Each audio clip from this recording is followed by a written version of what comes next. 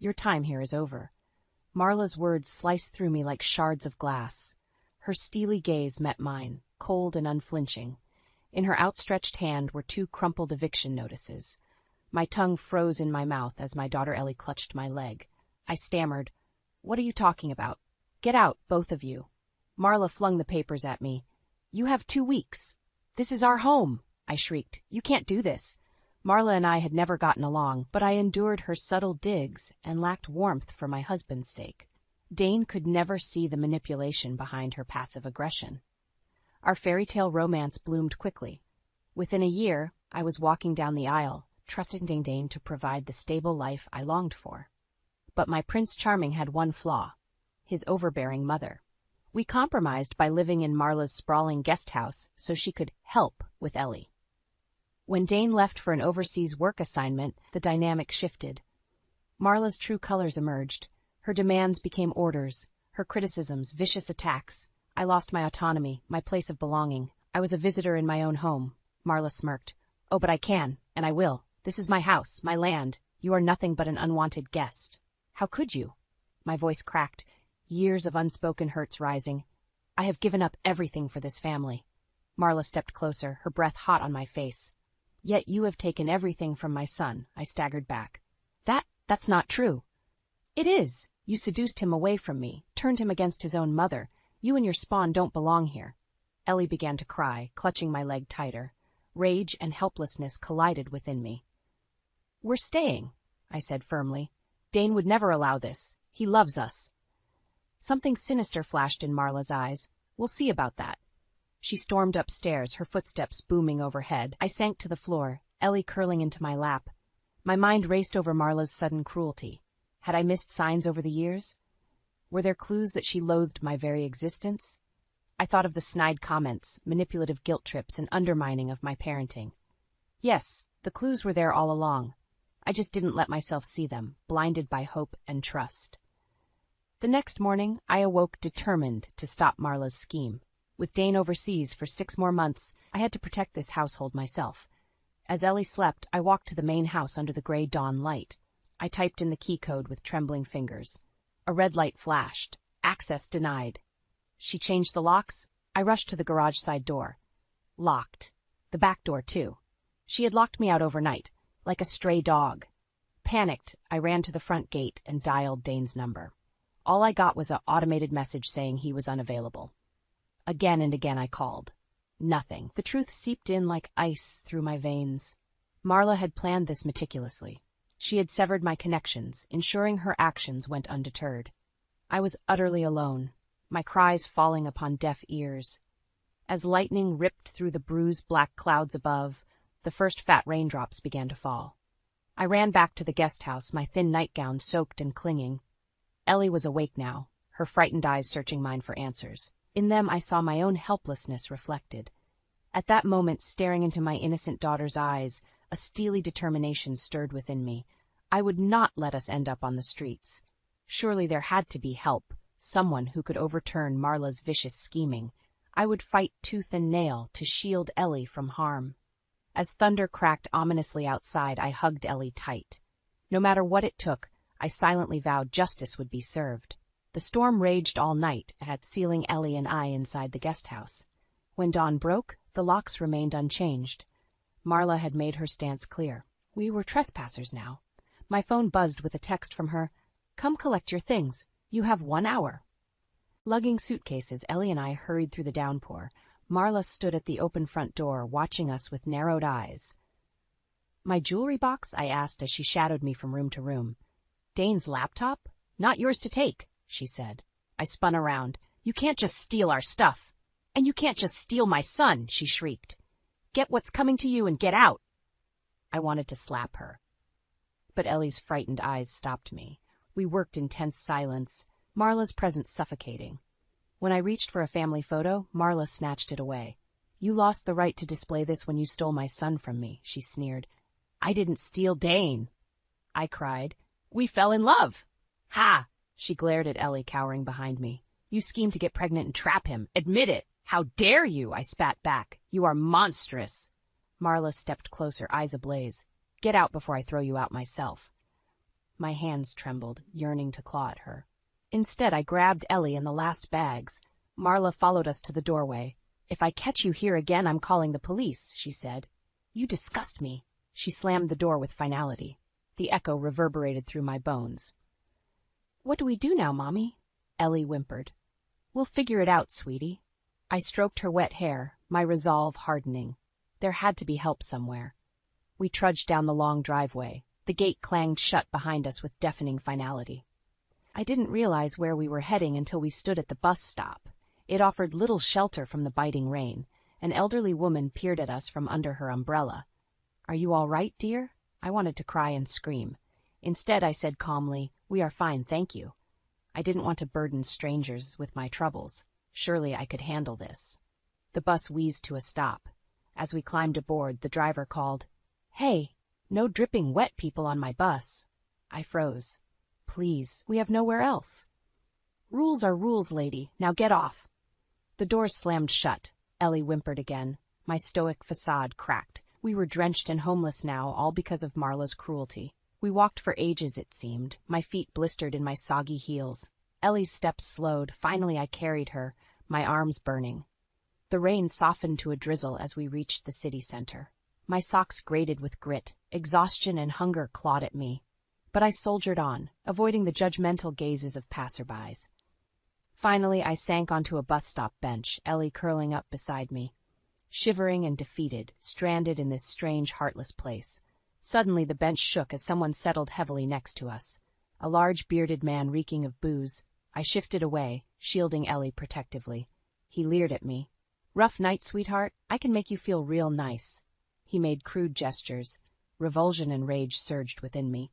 In that moment, I hated Marla with every fiber of my being. She had reduced us to this, vulnerable, endangered, adrift. Her vengeance wouldn't just upend my world, but could destroy Ellie's innocence. As the man leaned closer, I hugged my daughter tight.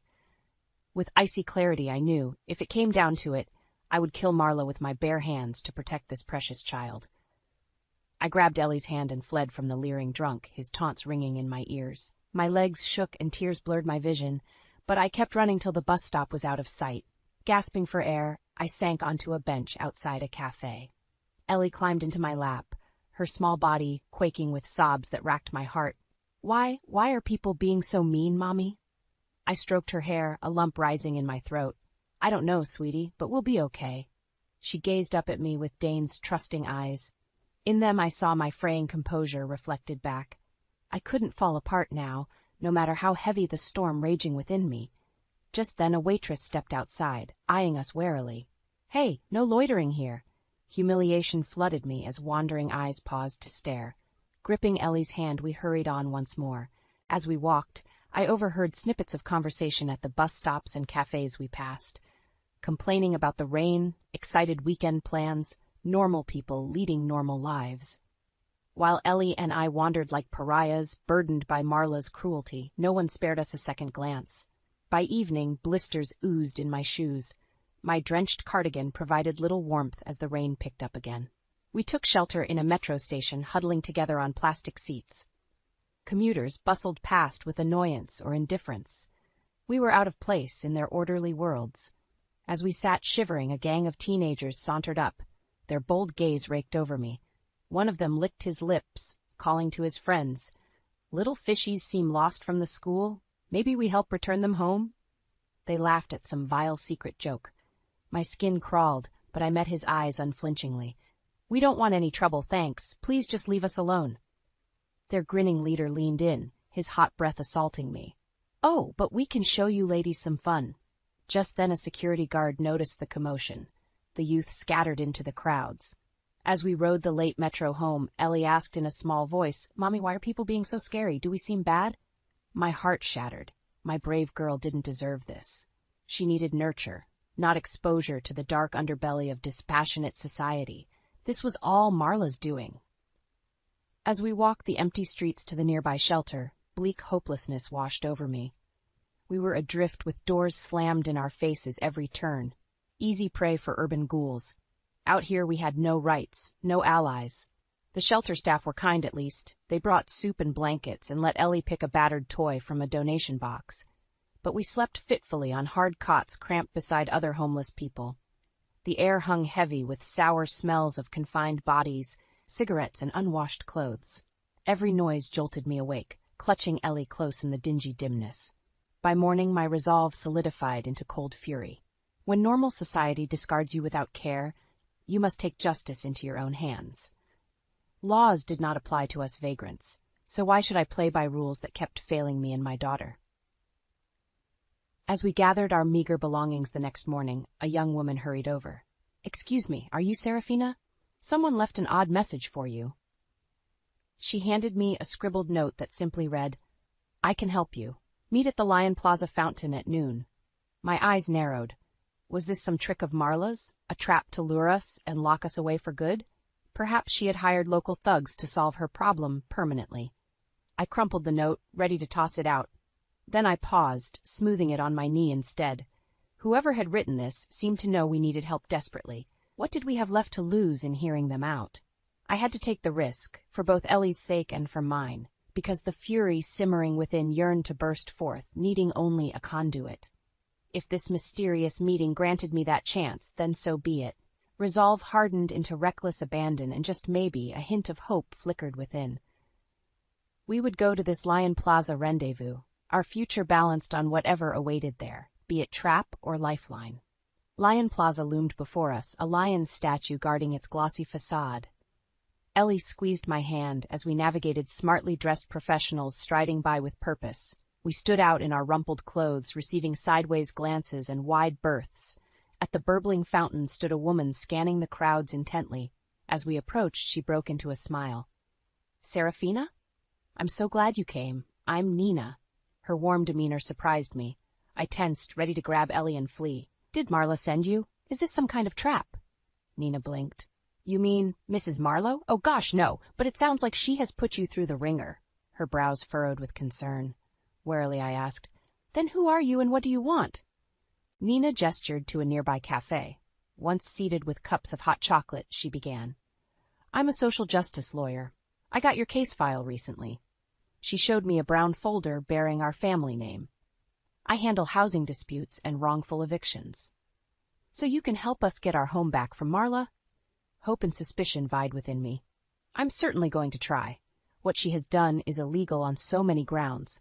As Dane's wife, you have as much right to that home as she does. I just need some details to build a solid case." Over the next hour, the full story poured out of me. Years of subtle abuse, feeling unwelcome in my own house, Ellie and I cast out and cut off like criminals. Nina's outrage grew. "This is absolutely reprehensible. Don't you worry, I will fight tooth and nail for you. That terrible woman needs a wake-up call. Please let me help you seek justice."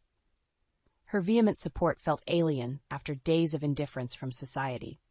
I found myself nodding and placing tentative trust in this fiery stranger. "So what now?" I asked. "Do we have a decent shot against Marla's lawyers?" "More than decent," Nina declared. "I did some digging on Mrs. Marlowe. Did you know she faces federal charges of tax fraud and misuse of pension funds?" I gaped as she showed me printed articles detailing Marla's alleged shady financial activities. "This gives us serious leverage," Nina continued. "I say we force mediation to regain access to your home ASAP, then pursue full financial restitution for these past weeks. Marla owes you big time." My mind reeled, hope and hunger for vengeance tangling within. Nina gripped my hand. "I won't rest until justice is served. That I promise you. Marla picked the wrong girl to mess with this time." Her steely smile mirrored the cold determination crystallizing within me. The lesson was clear. In the face of adversity, the meek acquiesce while the fierce rise up. Gathering my courage and outrage, I would channel them with precision to cut Marla down to size. The days that followed passed in a blur. Nina filed injunctions while I gave statements to investigators regarding Marla's financial fraud. Serving her eviction notices felt deliciously poetic. For the first time I held power while she scrambled for footing. Soon we had a court date where Marla would have to publicly account for wrongful eviction, abuse, and misuse of my husband's assets. The night before I lay awake, playing out confrontation scenarios. Marla's demise became an obsession, lighting my days with purpose.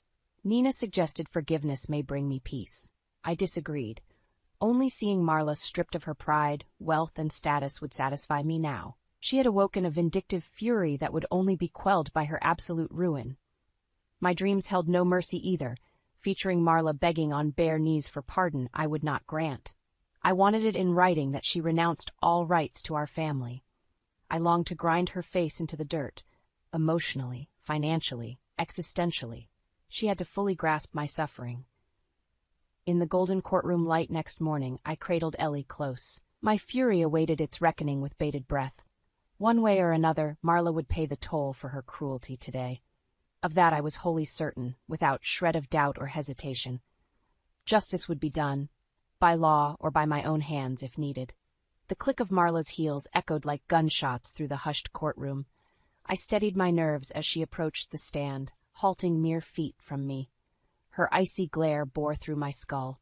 The hearing progressed efficiently thanks to Nina's thorough documentation of Marla's misdeeds. As the judge reviewed signed testimonies, Nina leaned over. "The law is on our side, but she's refusing to settle. Get ready, she wants blood." When Marla took the stand, her voice filled the room. "These allegations are preposterous. I devoted my life to my son. Then this woman seduced him away with an intentional pregnancy." She jabbed a finger viciously in my direction. "They sponged off my home for years before turning my own son against me." The room erupted into objections as she continued spewing venom about my treachery and deceit. The judge pounded his gavel impatiently while my nails carved crescents in my skin. "Enough!" the judge ordered Marla to restrict her statements to facts. I wanted to leap over the benches and gag her myself. When her diatribe ended, Nina rose swiftly. "Do you deny committing financial fraud repeatedly for decades, including this past month?" "Certainly not." Marla's glare darkened. "Unethical accountants made clerical errors I intend to rectify." "Interesting." Nina raised documents detailing Marla's credit card debts and bad loans. "So forging your son's signature to make stock market payments cleared in his name this year alone was just a clerical error?" The courtroom stirred. Marla visibly blanched but quickly regained composure. "As I said, errors occurred due to accountants I clearly cannot trust anymore." "Well, as per signed legal affidavits." Nina proceeded to outline witnesses testifying to Marla's emotional abuse and controlling behavior towards me. Dane's secretary confirmed intercepting my calls for help on Marla's instructions. With each damning revelation, I relished watching Marla's facade crumble. Her fingers worried the pearls at her throat continuously. Under the weight of facts, her web of lies collapsed, strand by strand. Finally, Nina concluded by attesting the eviction itself was unlawful on multiple grounds. As closing statements ended, palpable tension choked the room. When the gavel struck, my heart leapt. Given factual evidence, the court rules in favor of the plaintiff, upholding her legal rights to the household and associated assets. A crashing noise made heads swivel towards Marla. Pearls scattered across the floor where she had ripped her necklace off in fury. 2 armed guards flanked her as she trembled in outrage. When Nina squeezed my hand, the knot in my chest finally loosened. I wanted to melt in sheer relief. Instead, I said clearly, "Thank you, Your Honor, for delivering justice today." Marla spat venom at me till the guards escorted her out. The room cleared swiftly, people shaking my hand and commending my courage. In glorious vindication, I signed the court orders granting me power over the house, assets, and staff. "We did it," Nina cried, hugging me gleefully. I let out a long breath, feeling drained and almost disappointed. Somehow Marla's slow unraveling hadn't satisfied me enough. I craved to personally snap her composure, not just legally defeat her. As if reading my mind, Nina said gently, "I know you hoped for an emotional apology too, but the law delivered justice regardless. Focus on moving forward now, away from toxicity and toward stability and peace." I nodded, knowing she spoke wisdom. But my heart still snarled for retaliation, not yet sated. I yearned to wring Marla dry myself. As we stepped out into the warm sunset, I checked my phone out of habit. A text from Dane glowed on the screen, my heart stopping. "Boarding flight home. Can't wait to see your faces when I surprise you tomorrow." I read Dane's text again, my stomach churning. How would I explain these harrowing months to him? Worse still, how would Marla twist events to vilify me instead? She would undoubtedly ambush him first. As Nina drove us to a hotel for the night, I agonized over what awaited at home. I had to intercept Dane before Marla's selective version poisoned his mind. At dawn, I was a bundle of nerves pacing the modest room. Today would test the limits of Dane's devotion. Surely our marriage could withstand his mother's schemes? Surely he knew my spirit, my steadfast commitment transcending the ugliness birthed of late. My phone flashed with a text summoning us home urgently to discuss recent concerning incidents. My heart sank, suspicions confirmed. Marla had already sunk her claws into my unwitting husband. The drive home stretched endlessly. I rehearsed defenses against imagined attacks. Ellie dozed, blissfully unaware of the viper's nest awaiting us. At long last, the imposing iron gates of Marla's manor swung open. Memories, tender, tempestuous, and traumatic, flooded my senses. In the foyer stood Dane, travel-worn but whole. Our eyes met, and in his deep brown gaze swirled bewilderment, hurt. And was that wary suspicion? Before I could move, he stepped forward, enfolding me in a hug that felt perfunctory. I heard Marla's shrill voice from the sitting room spewing her fictionalized version, no doubt. Dane released me, holding me at arm's length. "What happened here?" Mother said, well, she said. Confusion creased his handsome face, once untroubled by doubts. I opened my mouth, but Marla swept into view, an imposing specter in black silks. "Dane, thank goodness you've come." She clung to his arm possessively. "This woman has lost her wits, I fear. She served me outrageous legal notices while you were away, even called the police with wild accusations." "That's not true," I cried. "She abused and evicted Ellie and I illegally. I have court orders." "Lies." Marla's eyes blazed. "She tried ransacking our family assets, turned sentimental staff against me, who I treated like my own." Dane looked utterly bewildered, gaze ping-ponging between us. As the shrill accusations overlapped, he held up a hand forcefully. "Enough. Clearly there is more here than I grasp. Mother, let Serafina speak without interruptions. I think mediation tomorrow will do us good." I exhaled in relief. Dane's integrity shone through despite the mudslinging. However, his ensuing aloofness stung that night. We slept in separate guest rooms at his insistence to remain impartial for now. It churned my gut imagining Marla's poison seeping into intimate crevices of our marriage. The next evening, Dane gathered us in the rosewood-paneled study. Marla sat stone-faced, over-roused, and under-eye bagged, her gaze promising revenge. I stated our case calmly, then presented documents corroborating events, police reports, witness testimonies including those of former staff Marla had fired. With each betrayal revealed, her expression curdled further. "Why did the court rule fully in Serafina's favor if these accusations held no merit, Mother?" Dane asked finally. Marla stammered vainly, but vicious insults dried up under his probing stare. I concluded gently with empathy for family bonds fracturing under duress. Appeals for reconciliation hung in the air but were met only by Marla's scoffing dismissal. Dane passed a weary hand over his eyes. "I see enough evidence to understand gross injustice occurred in my absence." He took my hand then, a healing salve to my battered spirit. Marla rose, livid. "You would pick that woman over your own mother. She has bewitched your mind." Dane regarded her evenly. "There is no question of picking teams here. I am simply acting based on facts and principles we all should uphold."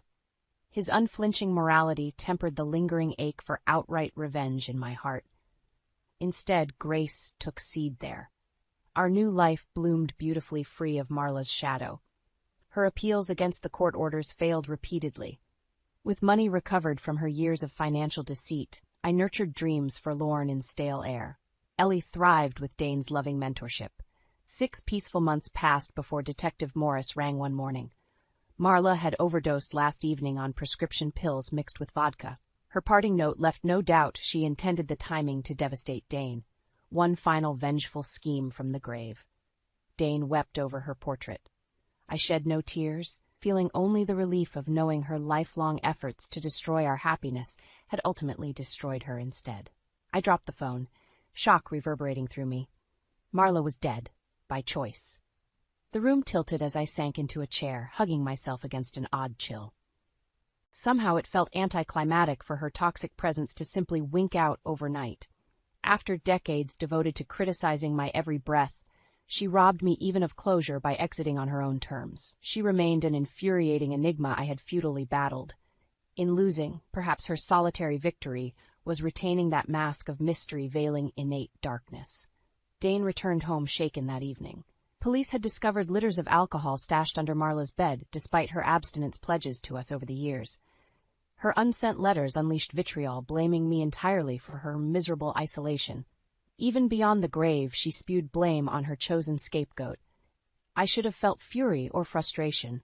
Instead, profound sadness for squandered generosity washed over me. Despite Marla's efforts to eclipse my spirit, she had only eclipsed her own. Weeks passed in a daze helping Dane handle her estate. I had worried her death may drive an irreparable wedge of grief between us, but it brought epiphanies that tightened our bond instead. Dane examined bank activity, exposing Marla had embezzled vast sums from family ventures for years. She had deceived him down to exact dollar amounts on trust fund statements. Her betrayal ran bone deep, though he had forgiven and indulged her lifetime. I knew that pain intimately myself, of realizing your place and worth in a loved one's life was but mirage and illusion. No matter how selflessly or wholeheartedly you gave, it faded to nothing through twisted lenses of selfishness. Maybe that's why Dane and I grew closer after her passing. We finally recognized each other as kindred spirits equally scarred. Our solace emerged in long overdue honesty. With Marla's death, the burden of unrealized expectations lifted too. I observed changes in Dane. Steadfast gentleness gave way to playfulness and open affection. Freed from her critical presence, our marriage deepened roots resilient to the storms weathered. Soon lighter news turned attention to the future. Our family would grow with a new baby come winter. Dane was elated, immediately discussing plans for the nursery and making educational investment portfolios. When we told Ellie she would be a big sister, her joy lit up the room. The baby can have all my old toys. I'll help take care of it too. We'll be gentle, I promise. Her innocent excitement sparked an idea that Dane and I mulled for months. Ultimately, we signed custody papers granting us legal guardianship of Marla's youngest niece, Alexandra. Raising a 3-year-old and newborn simultaneously was daunting, but we were determined to carry on Marla's legacy with the right foundations. Maybe symbolic redemption also wove through our intentions. Alexandra was a sunny child despite her own turbulent past. As I braided her hair each morning, my heart swelled with fierce protectiveness for her future. Late each night, Dane and I would tuck both our slumbering girls into bed with whispered affection. Then we would linger over photos of Marla through the decades, beautiful bride glowing under her veil, doting young mom cuddling her only son. I recognized myself mirrored across time in her lingering gaze at newborn Dane. That primal urge to nurture life's most precious gift transcended even our bloodied history. Perhaps inner humanity bound us all still, however hidden beneath churning tides of bitterness or blame. If one bothered piercing the surface far enough, flickers might emerge from even the murkiest depths. Glimpses swam through my mind then, Marla adjusting my gown's necklace moments before I married her son, her uneven attempts at baking Ellie's birthday cake yearly, brief interludes of almost connection, but they lasted mere moments before malice yanked Marla under again. And so our turbulent dance endured years, never fully losing rhythm, until the still silence of loss, muted music, twisted by ire. In peaceful twilight glow now I contemplated her portrait displayed in honor. Lingering shadows yet marred her likeness for me. With sighing acceptance, finally I let dulled burdens slip their stubborn hooks from my soul. Tomorrow's dawn felt a shade brighter already. I awoke before dawn, pulled from sleep by an unfamiliar pang. Today was the anniversary of Marla's death. 1 year since her last malevolent strike carved grief between Dane and I. Yet looking back, times darkened had ushered in relating with newfound richness. Loss had laid foundations for growth beyond imagined. I tiptoed downstairs where Dane stood gazing out the window, coffee mug untouched on the table beside him. Wordlessly, I slipped my hand in his, sunlight slowly illuminating our reflection in the glass. I was dreaming about her last trips to the galleries with me, Dane said softly. She taught me to cultivate an eye for brushstroke textures. We would debate interpretations for hours. I listened silently, no longer bristling when Marla inhabited his musings. The past year had taught me compassion for pains born of love's complexity. Dane turned suddenly, urgency in his voice. I apologize for being unavailable when you both needed me most. It gutted me realizing how she failed you so selfishly. I squeezed his hand, our solace flowing freely sans pride's restraints. You kept faith despite every odd. What we endured revealed who truly had eyes to see our essence. Dane revealed he had permanently closed Marla's embezzling accounts, redirecting funds to trust funds for Alexandra and our sons. I should have managed her crooked finances more astutely myself, he admitted. Now the future will know rectitude. As we spoke, a fresh vista emerged, one with crystal air granting clear sight to veil-piercing eyes. A transformed topography of vulnerability, bridging distances isolating.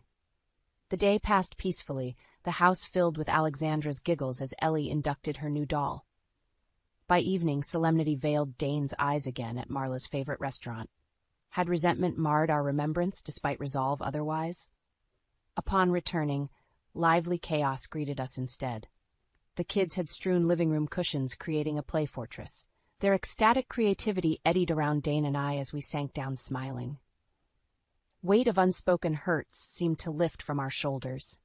As I rested my head on his shoulder, Dane said gently, "This spaciousness was unavailable while Mother dominated our psyche and home, but Alexandra embodies openings still possible. Truly, shadows could not fully overwhelm light bold enough.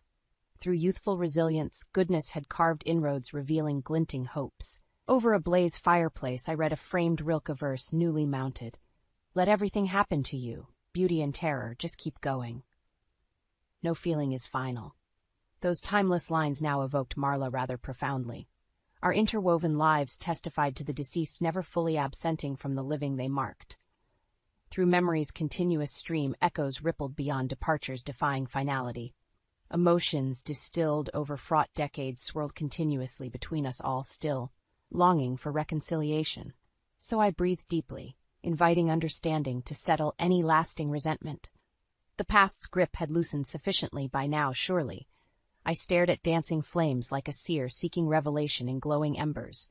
An urge emerged to voice words never uttered to Marla herself in life. So I whispered into vast eternity beyond, "May you discover the abounding love eluding your reach here, where souls reconvene unfettered." Something like consecration flowed through the quiet room just then. Dane held me closer, this newfound bond a sanctuary mooring us against fitful spirits still roaming the psyche's foggy terrain. Soon, children's bedtime rituals claimed our attention fully. We immersed in goodnight songs and silly rhymes, shielding their dreaming from this date's morning. As both girls drifted asleep, Dane asked, "Do you think she found any sort of peace?" I recognized the search for validation in his eyes, that inner light had breached Marla's darkness somewhere. I touched his cheek, more tenderness than certainty rooting me. That is beyond our judgment now. We walk this terrain relying on our own light instead. Outside, the inky night sky glimmered with stars defying comprehension, yet radiant still. No matter how dense the darkness, luminosity endures, beckoning vision higher. On this truth we could stand firm.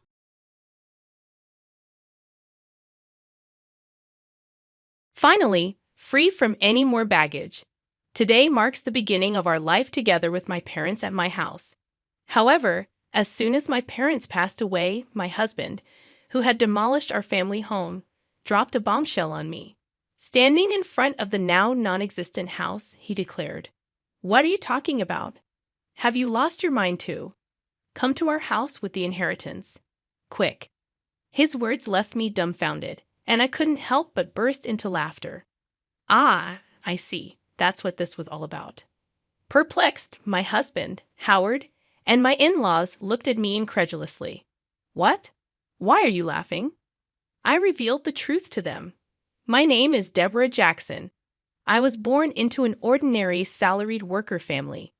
I married Howard at 29, raised 2 children, and now, at 55, I expected a quiet life with my husband. But life took an unexpected turn. I recounted the challenges of caring for my ailing parents, particularly my mother's battle with cancer. Despite my efforts, my husband's reaction to living with my sick mother was unexpected and less than supportive. I suggested living with my mother for her sake, but Howard was reluctant.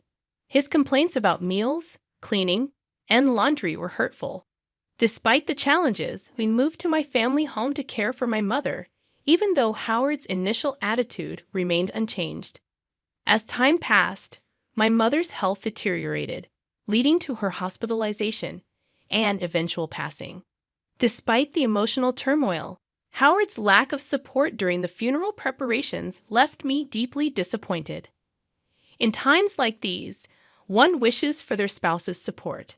However, Howard was off to the side with his parents, not helping with the funeral preparations. Even during the funeral, he remained at the back of the relatives section. "Howard, I wish you would sit in the family area." I couldn't help but wish for the support that never came. When I suggested that Howard should sit with me in the family area during my mother's funeral, he responded, "No, I'm fine here. I'm not a blood relative after all." His mother, who was listening, interjected, "He's your husband, but not your mother's son, right? Howard is my son, so he's an outsider. An outsider, that's right. Howard's parents are just us. Deborah should sit in the family area alone." Even his parents echoed the sentiment, stating that Howard should not be in the family area. While seating arrangements for family members may vary by region, in our area, it's customary for sons-in-law to sit in the family area. Predictably, with Howard not in the family area, distant relatives started whispering and speculating about our relationship. After the funeral, we returned home with my brother's family, children, Howard, and his parents. Despite their insensitive remarks, I thanked Howard's parents for coming and served them coffee.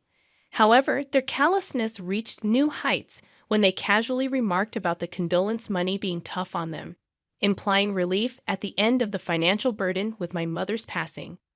Stunned by their words, I forced a smile and left the room. Overhearing Howard and his parents' conversation, I learned more about their true feelings. Howard complained about living with someone else, and his parents joined in mocking me. It wasn't the first time. They had always been disrespectful, even during our marriage, reflecting on their lack of concern during my father's funeral and mother's death. I questioned Howard's behavior as a person. I realized that I had been overly considerate of him, feeling guilty for imposing the living arrangement. Angry and resentful, I silently listened to their laughter and chatter. Later, in a conversation between Howard and his parents, they openly disapproved of my defiance regarding my mother's belongings. When they tried to take my mother's bag, I firmly refused, stating my intention to distribute her keepsakes among family members later. This led to a heated argument, with Howard and his parents leaving angrily, labeling me an outsider. Despite explaining the situation to everyone, Howard didn't return home for some time. When he finally did, he surprised me by showing concern and suggesting a trip for me and the kids, even providing travel vouchers.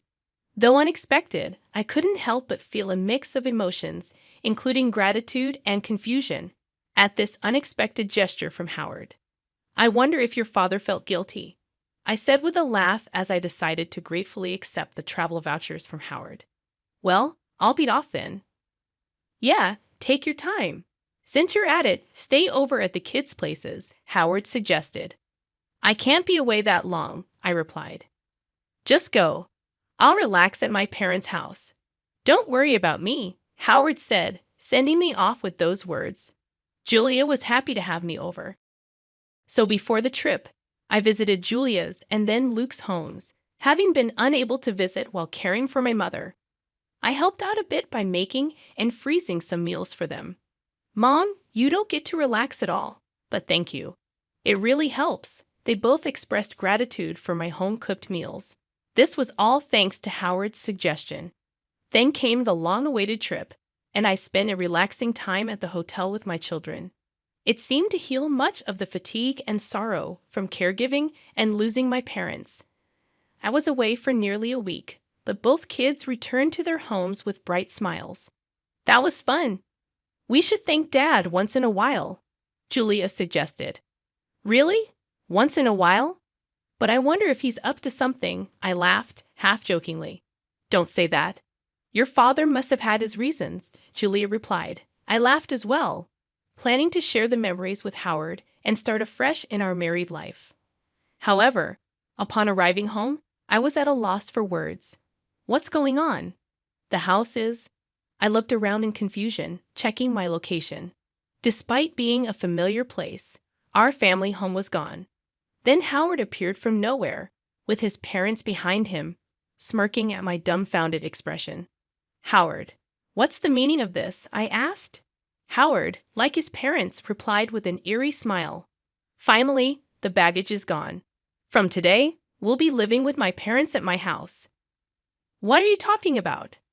I retorted calmly to Howard's arrogant statement. Then Howard spoke. Lost your mind? Your family home has been demolished. Come to our house with the inheritance. Already, everything you inherited belongs to Howard. I realized what had happened. The disappearance of my house was Howard's doing, all for the sake of inheritance. Despite being overwhelmed with frustration and sadness, I couldn't let Howard have his way. No way, I thought to myself. I burst into laughter at their smirking faces. What? Why are you laughing? What a strange woman. Has she gone mad? My mother-in-law looked at me as if I were something eerie. I faced them and spoke up. Don't you guys know? Know what? I then said to Howard, first of all, I didn't inherit a single penny, so there's no inheritance. I started laughing again after saying this. Maybe they thought they had become rich through inheritance. Their wild imaginations and actions were simply laughable to me. What do you mean? Explain yourself? Howard demanded an explanation, but I remained silent. I thought there was no need to enlighten them before that. I'm not going to live with strangers. If you want to live together, do it alone.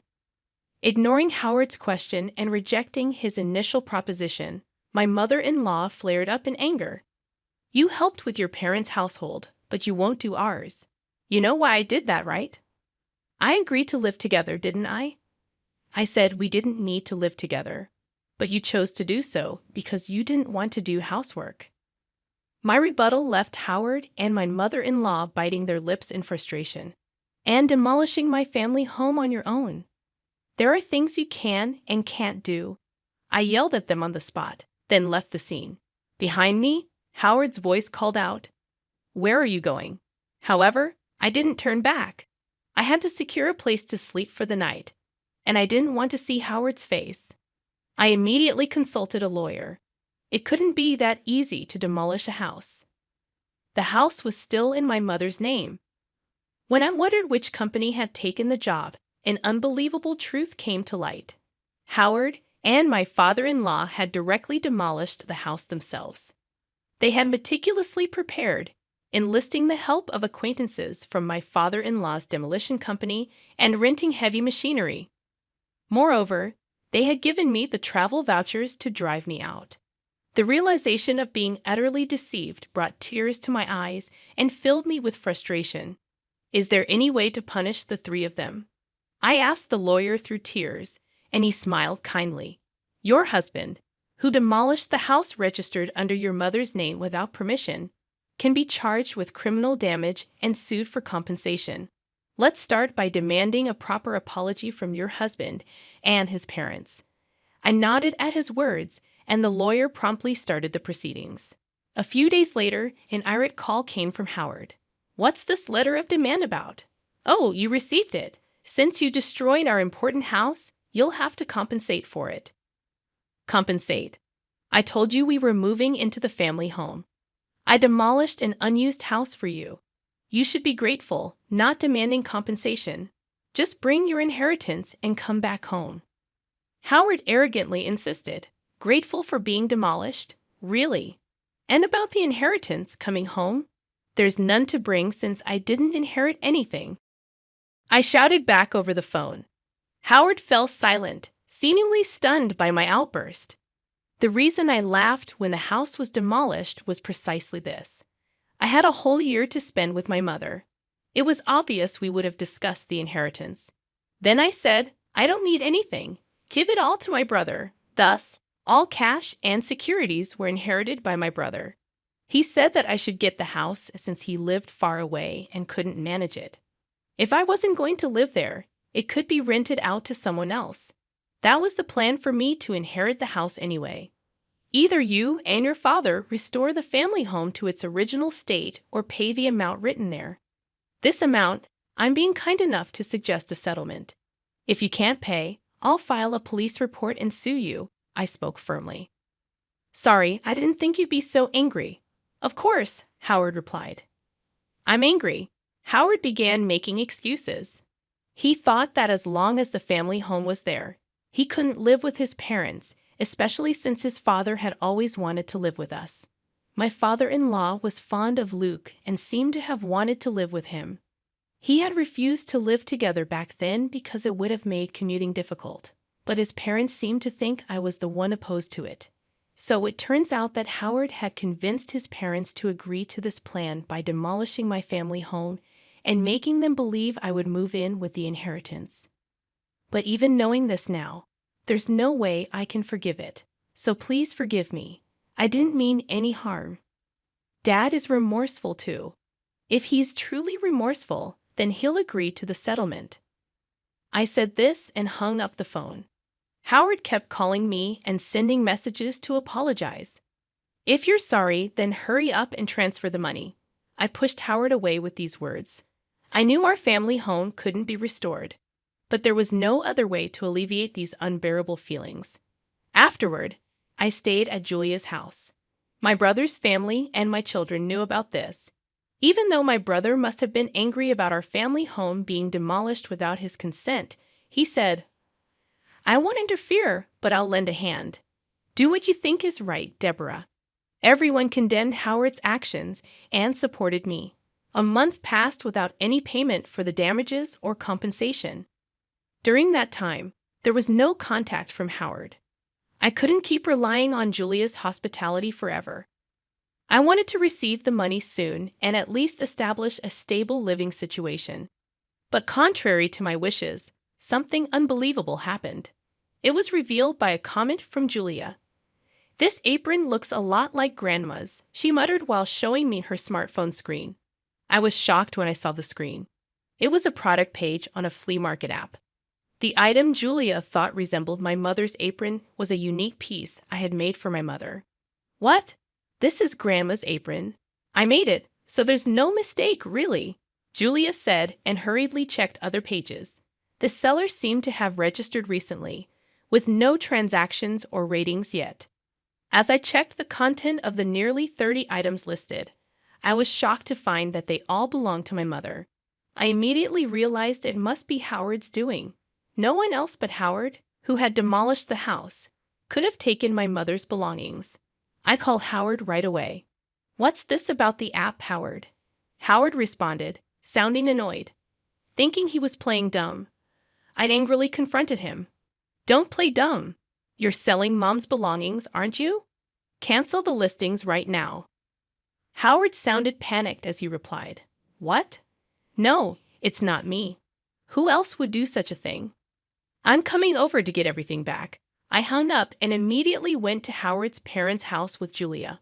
Upon arriving at Howard's parents' house, I immediately called out to Howard. He came out to meet us at the entrance, where I confronted him. I don't know anything about it, Howard said. Dad, tell the truth. Julia, supporting me, also pressed Howard for answers. He was visibly flustered. While this was happening, Howard's parents, perhaps realizing we were there, showed up too. Oh, Julia, you're here? She smiled happily upon seeing Julia. Julia, clearly upset, spoke to her grandmother. Tell Dad to tell the truth. The truth. It seems like Dad is selling the stuff Grandma passed away. With hearing this, my mother-in-law laughed.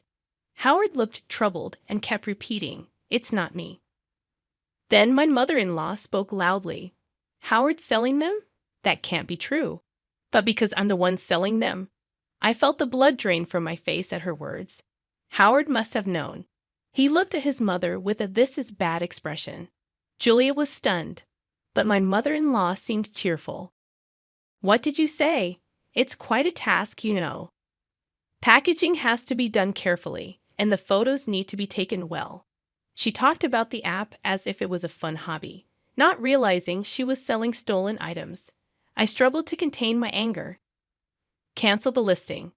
That's not something Grandma can just sell.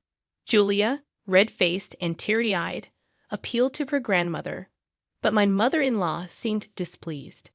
What's the big deal? I found a fun hobby. I use what I can, and the rest makes a nice little income. It's good for preventing dementia after all. I'm the only grandma left. And Julia, you want me to stay healthy and live long, right? My mother-in-law said this nonchalantly. It was clear she wouldn't listen to our pleas. But if talking won't work, we'll have to take action. Let's go home, Julia. But it's okay. I left the house, dragging Julia with me. And so, I rushed to the police station. I had not planned to file a report about the house being demolished, but theft was a different matter altogether.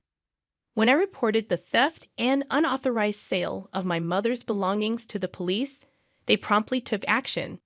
The flea market app company cooperated, and my mother-in-law's account was suspended. This ensured that no more items would be sold. On my way back from the police station, I called Howard. I had your mother's account suspended. You knew about this, didn't you? You're complicit. No, I've filed a police report. Please cooperate with the investigation. Howard became frantic at my words. What? We're family, aren't we? Please withdraw it. Strangers, right? I still haven't received any compensation or damages for the house being demolished, and I see no remorse from you. I was angry, and Howard was at a loss for words. But I am not heartless. Despite everything, I had shared a life with Howard for a long time. Sighing, I realized that there might still be a long road ahead to resolve all these issues. I said I'll wait for the money, but I won't forgive the theft. Everything must be returned. And Howard, your father looked very ill. Has he been to the hospital? What? I'm not heartless, so I'm just letting you know. I said this and hung up the phone. I had seen my father-in-law earlier, and he hadn't spoken much. He was much thinner than when I last saw him a few months ago, and his face was pasty and unnaturally dark.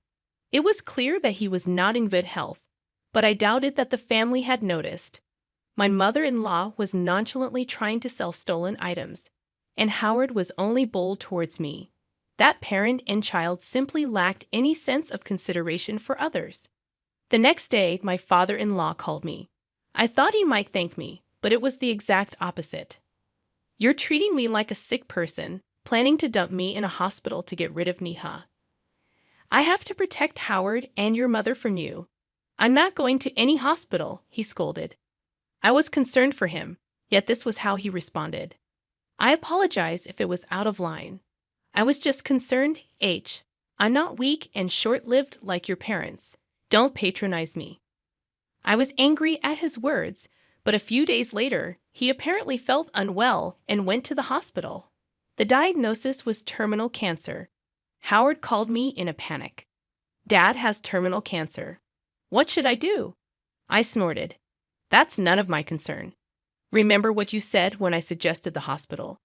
You said you're not weak and short-lived like my parents. Deal with it yourself. How can you be so heartless? Who's the heartless one? Did you ever say a kind word when my mother was sick? Reflect on your own actions. I said this and ended the call. As expected, my father-in-law passed away not long after. As a human being, I didn't want to harbor negative feelings towards someone who had passed, but recalling all that had been done and said, I couldn't shed a single tear. After the funeral, a will was found. Despite his claims of not being short-lived, my father-in-law had been thoroughly prepared. The house is to be inherited by my grandson Luke. The rest of my estate is to be divided between my wife and eldest son, it stated. I was surprised to see Luke's name. My father-in-law had always favored Luke, expressing a desire to live with him. Now he must have wanted Luke to live in the house even after his passing. For Luke, this was an unwelcome burden. Renounce the inheritance. You don't want that house, do you? I told Luke, but he was actually pleased to inherit the house. Inheriting the house would only mean paying inheritance taxes, with no real benefit for Luke. However, if he was happy with it, it wasn't my place to say anything. As per his grandfather's will, Luke inherited the house. My mother-in-law was delighted and paid the inheritance tax. He's our heir, after all, she said. Well, that wasn't wrong. I felt a bit down, feeling like Luke was taken from me. But then something unbelievable happened. Come to our house, responding to Howard's message, I immediately went to his parents' house. There, like me once stood, my mother-in-law and Howard, frozen in front of their house. On the property, there were heavy machines, trucks with the demolition company's name, and workers all demolishing the house. What's going on? It's my house. I can do whatever I want with it, right? Luke, who appeared out of nowhere, seemed pleased watching the house being demolished. Luke, what are you doing? Stop it right now. Even if I stop now, we can't live there anyway, Mom. Luke, what have you done? My mother-in-law and Howard pleaded with Luke, but he just laughed. Have you forgotten what Grandpa and Dad did to Mom, Luke? Grandma, you were horrible to Mom too, right? Did you apologize? Luke, his smile gone, glared sharply at his mother and Howard. They fell to their knees as the machines continued to loudly demolish the house. I felt relieved seeing the scene. Later, Howard, having finally received the inheritance, paid the compensation and damages. It seemed that Luke had recovered the stolen items my mother-in-law took from my mother, and they were safely returned to me. Mom, you've got me and Julia, Luke said, and I finally shed tears of relief. Howard and his mother lost their house and were left with no money, now living again in company housing.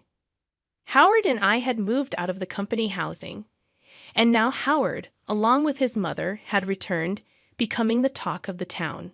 A wife of Howard's colleague, with whom I am on good terms, contacted me, and I explained everything honestly. They'll likely live uncomfortably in the company housing now, but it's their own doing. Furthermore, with Howard's retirement, the two will need to save up for their future living arrangements.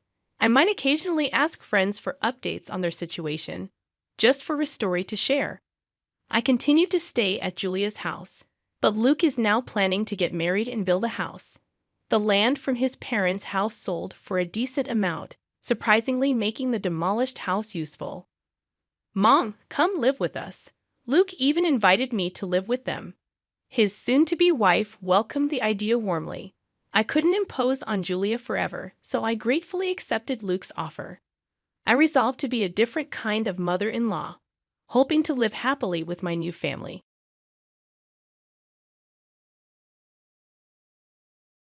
Are you the reserved guest I was expecting? I have something important to discuss with you. Would you mind sparing a moment? As I was about to enter the restaurant, a woman in a chef's attire, wearing a tense expression, approached me. Intrigued, I wondered what she wanted to confirm regarding my meal. However, when I listened to her, I was hit with a shocking revelation that made me go pale. My name is Emily Thompson, 31 years old, working in the advertising industry.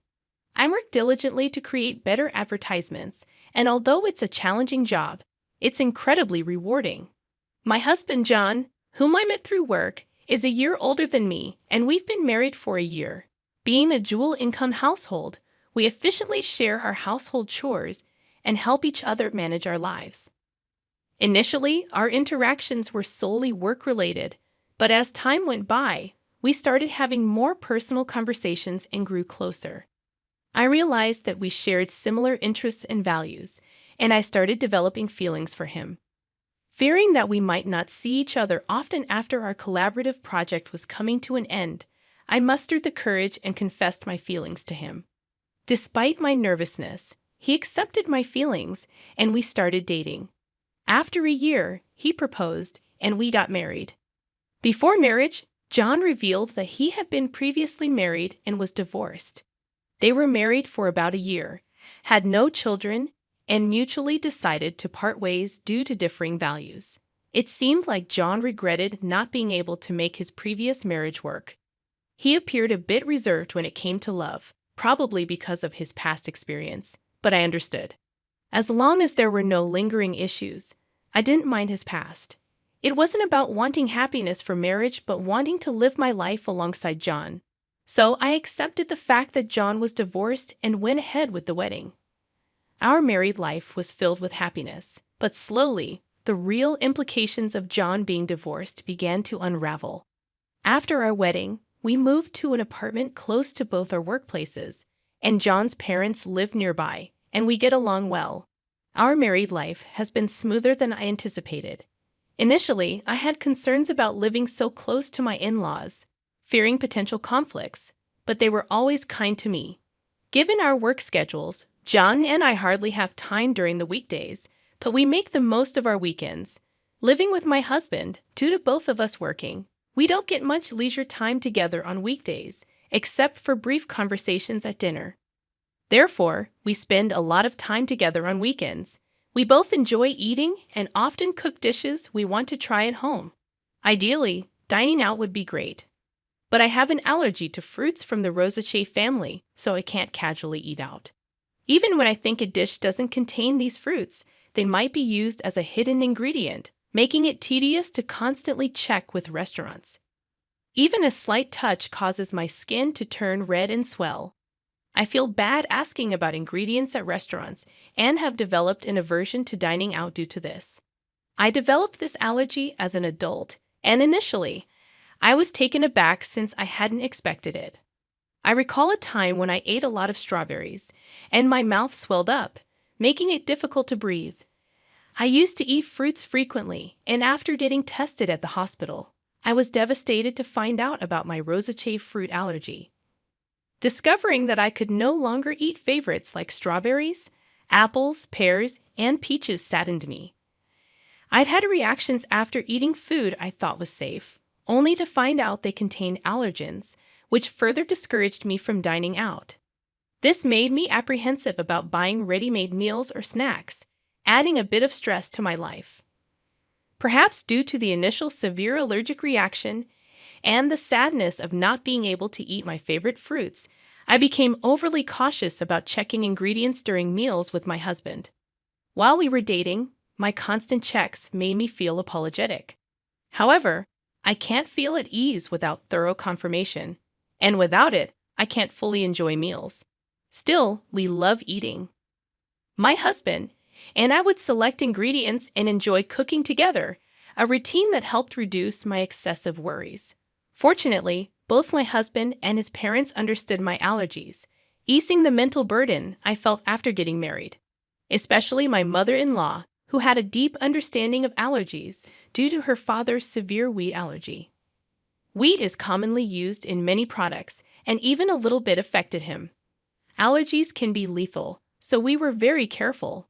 She explained that she researched my allergy and always ensured that meals were safe for me when we dined at her place or went out.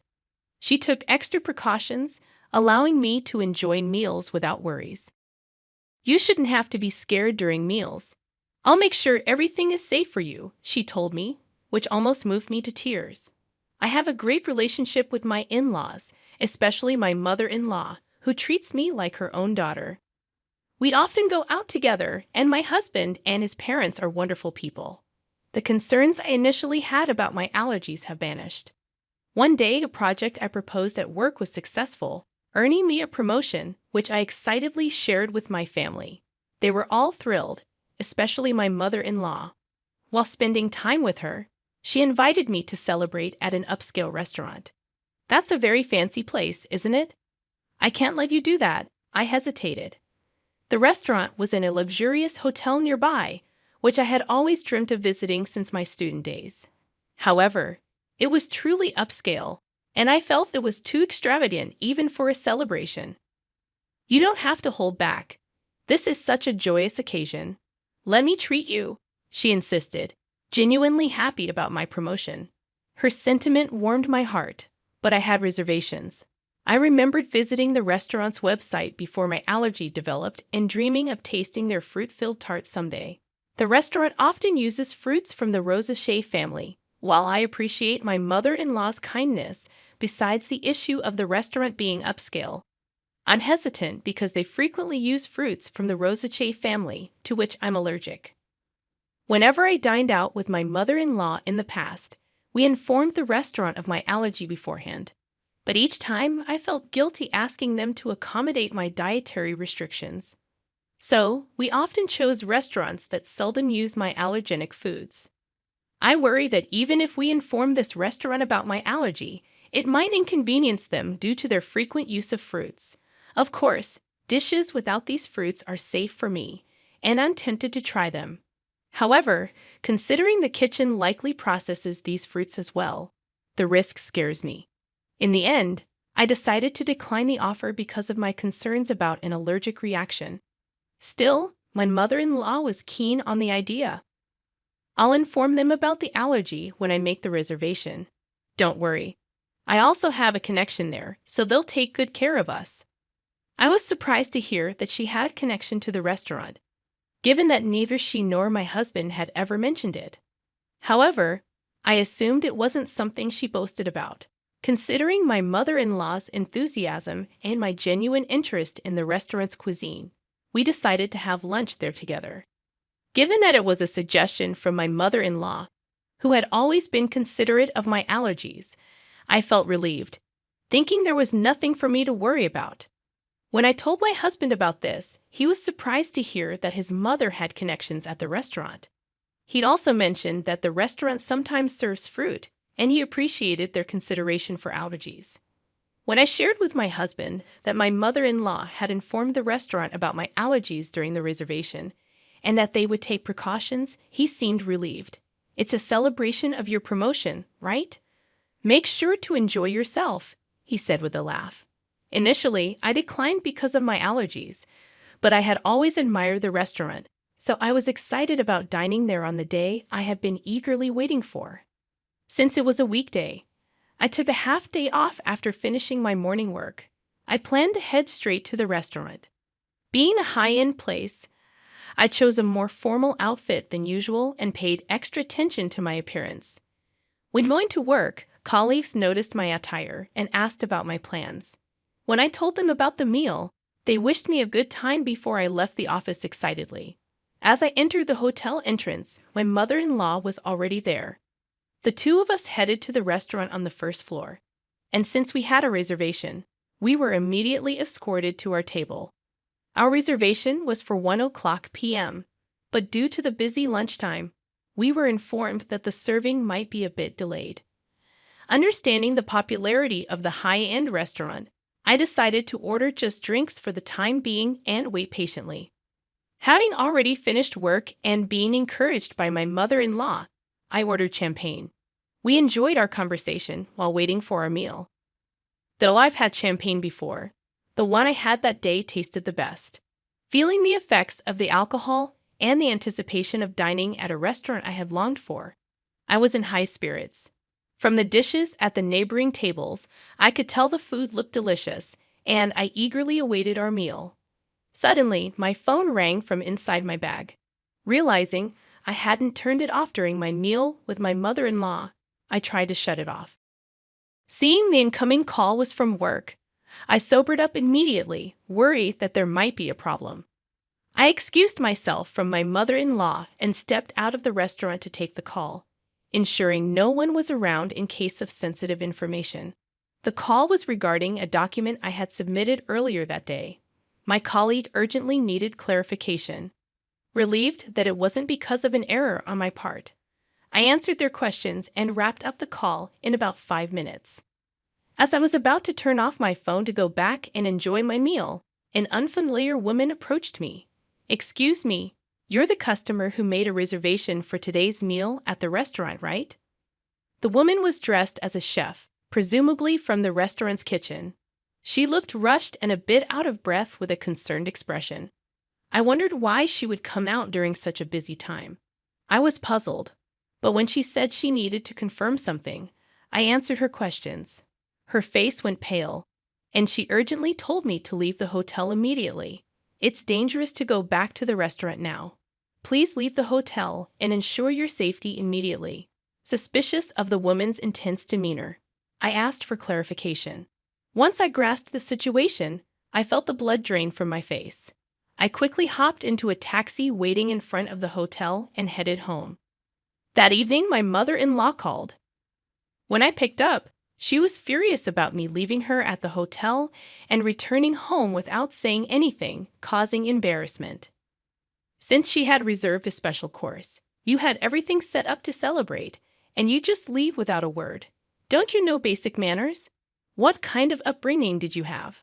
She was angry in a way I had never seen from my mother-in-law before, and she started to berate me. I had always thought of my mother-in-law as a kind and gentle person, but there was no trace of that now. I believed that the kind mother-in-law I had known would be upset if I left without saying anything, but would also be concerned about whether something had happened to me. However, she was furiously yelling with such intensity that I began to believe the rumors about her were true. As I remained silent, she continued to berate me further, complaining even about my parents and how they raised me. You've been silent this whole time. Don't you realize you've done something wrong? You're not fit to be my son's wife. After a long tirade, she finally seemed to calm down a bit. I then quietly posed a question to her. You told me that you informed the restaurant about my allergies when you made the reservation today, and I could relax, right? But the restaurant wasn't aware of my allergies. So what happened? In fact, the meal today had ingredients that I was allergic to, not only in the dessert but also in the main courses. The allergenic ingredients were used in marinades and sauces, which weren't apparent from just looking. The woman who approached me earlier had taken the reservation call from my mother-in-law, and she said that no mention of my allergies had been made. However, she noticed the allergy badge on my bag and came to check just in case. Being the chef responsible for our meal that day, she immediately noticed the inclusion of the allergenic ingredients. If she hadn't informed me, I would have unknowingly consumed the food with allergens, which would have resulted in a severe allergic reaction. Initially, I doubted that my mother-in-law would purposely make me consume allergens, but considering the woman took time out of her busy schedule to inform me, I quickly believed her. Furthermore, this woman knew about my mother-in-law's true nature, and she deduced my situation, advising me to leave immediately and ensure I went somewhere my mother-in-law would follow. The reason she knew my mother-in-law was that she was my husband's ex-wife, now working under her maiden name, Kate Young. Seeing me with my mother-in-law, she realized I was the new wife and decided to help me out. She assumed I was the new wife because she believed that my mother-in-law wouldn't have female friends, especially someone of a similar age, after getting married to my husband. The ex-wife lived with his parents and was subjected to significant mistreatment by my mother-in-law before they married. She, like me, thought the mother-in-law was gentle and kind, which left her quite baffled once they started living together. When my husband or father-in-law wasn't around, the ex-wife faced continuous criticism for her housework and was always subjected to snide remarks. Being a full-time housewife, she had no escape despite her culinary skills, honed from attending a professional cooking school. The mother-in-law still found faults with her dishes, even discarding them at times. She considered discussing this with her husband. But the mother-in-law was adept at concealing her true nature, especially around him. Feeling her complaints would fall on deaf ears, the ex-wife aimed to gather evidence. However, as she had recently become a full-time housewife, she lacked funds and was almost constantly under the watchful eye of the mother-in-law. Unable to gather proof and without anyone to confide in, she felt trapped in this life, so she fled in the form of a divorce.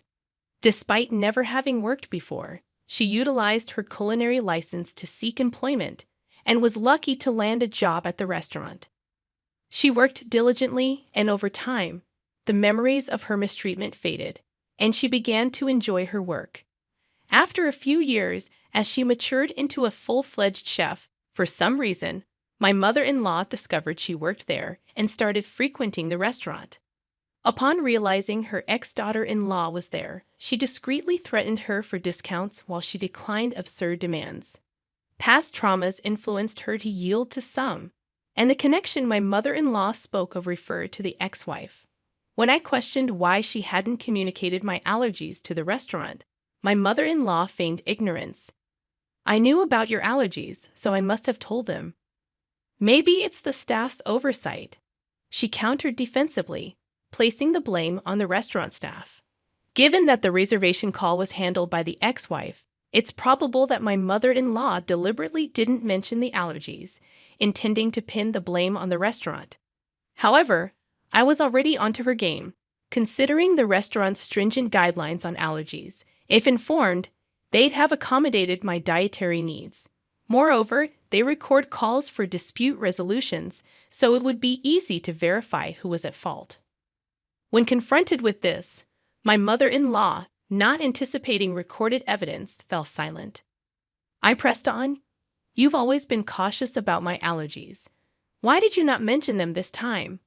Until now, my mother-in-law was well aware of the dangers of allergies and always showed concern, so I never imagined she'd do something like this.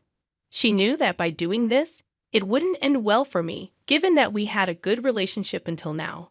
I was curious why she acted this way and sought an explanation. After a brief silence, she shouted defiantly, "I despise you. You outshine me. You deserve some pain." She was envious since I received praise at work and was more liked in the neighborhood than her. She arrogantly claimed that even if I spoke out, no one would believe me. If it weren't for this incident, I wouldn't have believed she was capable of such actions. Thus, I had collected evidence to reveal her true nature and confronted her with it. Everyone would believe me. My parents and my husband, John, are here, listening to everything. Plus, this conversation is being recorded. Everyone present had heard her berate me and her intentions to purposely expose me to allergens. In fact, after leaving the restaurant, I immediately went to my parents' house and had John join us. I had informed them of the situation, and we were discussing our next steps when she called. So I swiftly switched the call to speaker and started recording it for evidence. As a result, we had her incriminating statements on tape. She was taken aback by my revelation and asked in a shaky voice, "Wait, is John there with you?" She never expected her son to find out and asked in a trembling voice. In response, her son, who had been silent and emotionless, gathering evidence, spoke up. "I heard everything. I can't believe you do something like this, Mom," he said in a suppressed, angry tone. She hastily began making excuses. "It wasn't like that. I didn't mean." Her desperate attempt seemed insincere, especially after her earlier outburst. His anger was evident as he shouted, not only towards Kate but also towards Emily. "I don't even want to think of you as my mother anymore. We're cutting ties." Given the true nature of the mother he had trusted, John was beyond furious. He then declared his estrangement from her, ignoring her cries. Furthermore, my parents said that they would sue her for attempted murder, and John cut off the call, disregarding her voice. Later, when John informed his father about the incident, he was furious and suggested divorce, eventually throwing her out of the house. With no relatives to rely on, no income, and being a housewife, she clung desperately, pleading and crying. Her husband, feeling a final bit of pity, put her in a basic apartment, paid the first month's rent, and told her to find work so she could support herself. But having been a housewife, she seemed to lack the drive to work, and, for some reason, clung to both John and me. She barged into our house demanding money, but we drove her away, telling her to earn it herself, especially John, who was extremely stern, ensuring she wouldn't approach our house again. Later on, rumors suggested she started working at a nearby supermarket, but she seemed quite disheveled. Given her nasty attitude, she had no one to rely on and seemed to be struggling on her own. I hope she continues to work hard, both for her own expenses and to pay us the compensation. And I want her to stay out of our lives. As for why she did what she did, it seems she was jealous of me and wanted to see me suffer. John's ex-wife had moved in after graduating from a vocational school and became a housewife. She was submissive, obeyed her mother-in-law, and had a quiet nature due to her unpleasant character, which made her disliked by women and her enjoyment in bullying those weaker than herself. She used to take out her stress on John's ex-wife.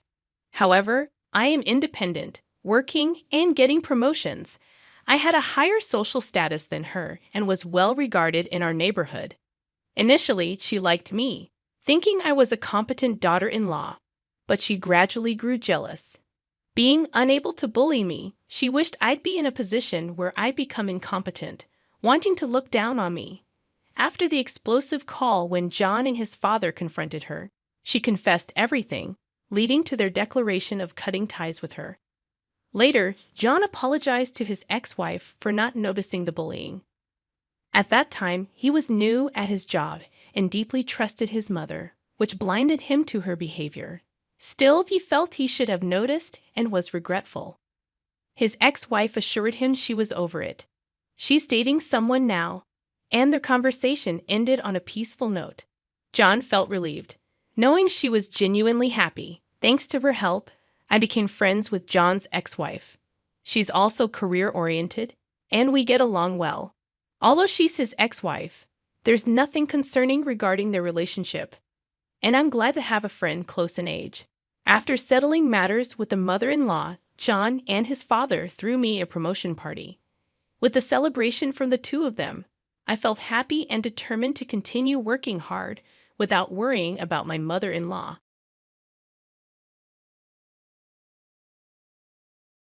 A factory worker father hurriedly excused himself upon her announcement. As soon as she uttered those words, my stepmother, with a wicked grin, impulsively splashed tea onto my dad's face. Beside her, she burst into laughter. Surprisingly, my stepfather made no effort to reprimand her. The stain on the suit my dad had meticulously cleaned for this occasion rapidly expanded. Fortunately, the tea was lukewarm, nearly cold, alleviating concerns about burns. Amidst my astonishment, I handed a napkin to my dad while Tom, in a panic, tried to dry his father-in-law's suit. Even in the midst of worrying about potential injuries, Tom couldn't help but laugh at the absurd behavior of his parents. Throughout this chaos, my dad remained silent, stood upright, and pointed at them, declaring, "Well then, I'll just ruin your company." The unfamiliar sternness in his voice caught me off guard. He took my hand, and we left the chaotic scene behind. Tom scolded his parents before quickly joining us. "I'm really sorry, father-in-law. I'll make my parents apologize later." He apologized, but my dad, with a grave tone, reassured him, "No need. We're done with them anyway." He patted Tom's shoulder as we walked away from the tumultuous O'Connor household. Allow me to introduce myself. My name is Yvonne Warner, a 26-year-old office worker. Raised by my single father after losing my mother at a young age, I admired his dedication to both work and family. My father, in charge of a factory, managed to attend all my school events, even if he had to rush back to work afterward. In college, I met Tom, 2 years my senior, who was gentle, sincere, and polite. Despite his popularity, he accepted my confession, but there were concerns about his relationship with his parents, which he didn't elaborate on. We continued to date, and although Tom lived alone, he occasionally visited his parents, always looking exhausted afterward. Tom prioritized me in our relationship, and I was proud of him. I wanted to introduce him to my dad, and when the day finally came, it was a mix of fear and excitement. Surprisingly, my dad and Tom got along well, and I felt relieved to see the two important men in my life getting along. Yet Tom's odd excitement after the meeting left me puzzled, and he evaded any further questions about it. As Tom and I had seemingly hit it off with my dad, I couldn't shake off a growing worry that perhaps Tom's feelings were not as positive as he claimed. This anxiety lingered, leading Tom to request an important conversation a few days later. Nervously anticipating the discussion about our recent encounter with my dad, I met Tom at the agreed-upon cafe. Upon reaching the cafe, I noticed Tom already seated, his face wearing a gloomy expression visible through the glass. Suppressing my own anxiety, I approached him with a cheerful greeting. "Tom, sorry, did you wait long?" I softly spoke as I reached him. Startled by my touch on his shoulder, Tom exclaimed, "Well, Yvonne, you scared me."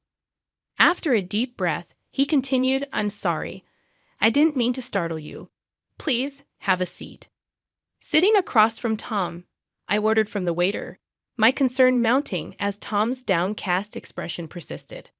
Hoping to encourage him to share his thoughts, I spoke up. Hey, Tom, what's bothering you so much? Is there something wrong with my dad? Tom, taken aback by the direct question, denied any issue with my dad, stating, absolutely not. I respect your dad. It's just that He trailed off, avoiding eye contact. Sensing the need to delve deeper, I sighed and pressed him. If you're worried about something, I want to know what's on your mind. Tom took a deep breath, as if preparing himself, and began to disclose a shocking revelation. According to him, his parents were judgmental and lacked class, constantly interfering in his life. When he introduced a girlfriend, his parents would criticize her on the spot, leading to tearful breakups. Tom desired to marry me but was troubled by the prospect of involving his parents in our marriage. Assuring him that we didn't have to include them in our union, I suggested enduring their presence during the wedding formalities. Reminding him that my dad liked him, I thought the matter was settled, but Tom had more to share. He revealed that when he met my dad, he was surprised by the stark contrast to his own parents. Expressing a desire to become the son of such a great man, Tom shared his dilemma about marriage. While he was pleased that my dad liked him, he couldn't decide whether his parents should also become his in-laws. Tom brightened momentarily but sighed deeply afterward. In a moment of realization, Tom looked up and apologized. He proposed a unique solution. When we meet his parents for our marriage, could my dad come along? Tom hoped that the presence of someone so respectable might eventually influence his parents positively. I agreed to discuss it with my dad, but I couldn't help expressing my wish that Tom had approached the conversation differently. Understanding his misstep, Tom quickly apologized and then, with newfound determination, formally proposed marriage to me. Swiftly deciding to discuss the matter with my father, who was initially hesitant, I approached him with Tom when he formally asked for my hand in marriage. After obtaining my father's agreement, Tom and I arranged a date to meet his parents. On the appointed day, dressed in our best attire, we stood at the front door of Tom's family home, preparing to meet his parents for the first time. Given the unsettling stories I had heard about Tom's parents, my nerves were understandably on edge. My father, attempting to lighten the mood, encouraged us not to be too tense, assuring that Tom's parents were just overly concerned. His supportive pat on the back eased my anxiety slightly. When Tom rang the doorbell, there was no response, causing a momentary panic. Tom rang again, but still, there was silence. Not wanting to create a bad impression, Tom excused himself and entered the house first, leaving my father and me exchanging concerned glances. After what seemed like an eternity, Tom reappeared, looking flustered. Before I could inquire about the delay, he made excuses with a forced smile, promising us they would be ready soon. My father sighed in exasperation, and I couldn't shake the growing worry that this incident might jeopardize our wedding plans. Finally, Tom ushered us inside, where his parents awaited us. However, their demeanor was peculiar. His mother greeted us with a sly grin, while his father seemed disinterested, looking away. Despite the tense atmosphere, I decided to proceed with the introductions. Tom, regaining composure, introduced both my parents and me. Despite the warmth of his thoughtful introduction, his parents sneered, and the atmosphere remained strained. In an awkward turn of events, Tom's mother splashed tea on my father, staining the suit he had meticulously cleaned for the occasion. Shocked, I offered my dad a handkerchief while Tom panickedly tried to wipe off the tea stains. His parents, laughing in response, only fueled Tom's anger. My father, standing up, pointed at them and declared, "Then I'll ruin your company," a tone and statement I had never heard from him before. Taking my hand, he left the house, leaving Tom's parents in the wake of Tom's scolding. Returning to our house with Tom, my father changed clothes, and Tom earnestly apologized for the incident. I could hear my dad's troubled voice during their conversation. Although I was shocked by Tom's parents' actions, I knew they wouldn't be easy to get along with. Seated on the living room sofa, clenching my fists, I replayed the event in my mind, seething at the insult directed at my dad.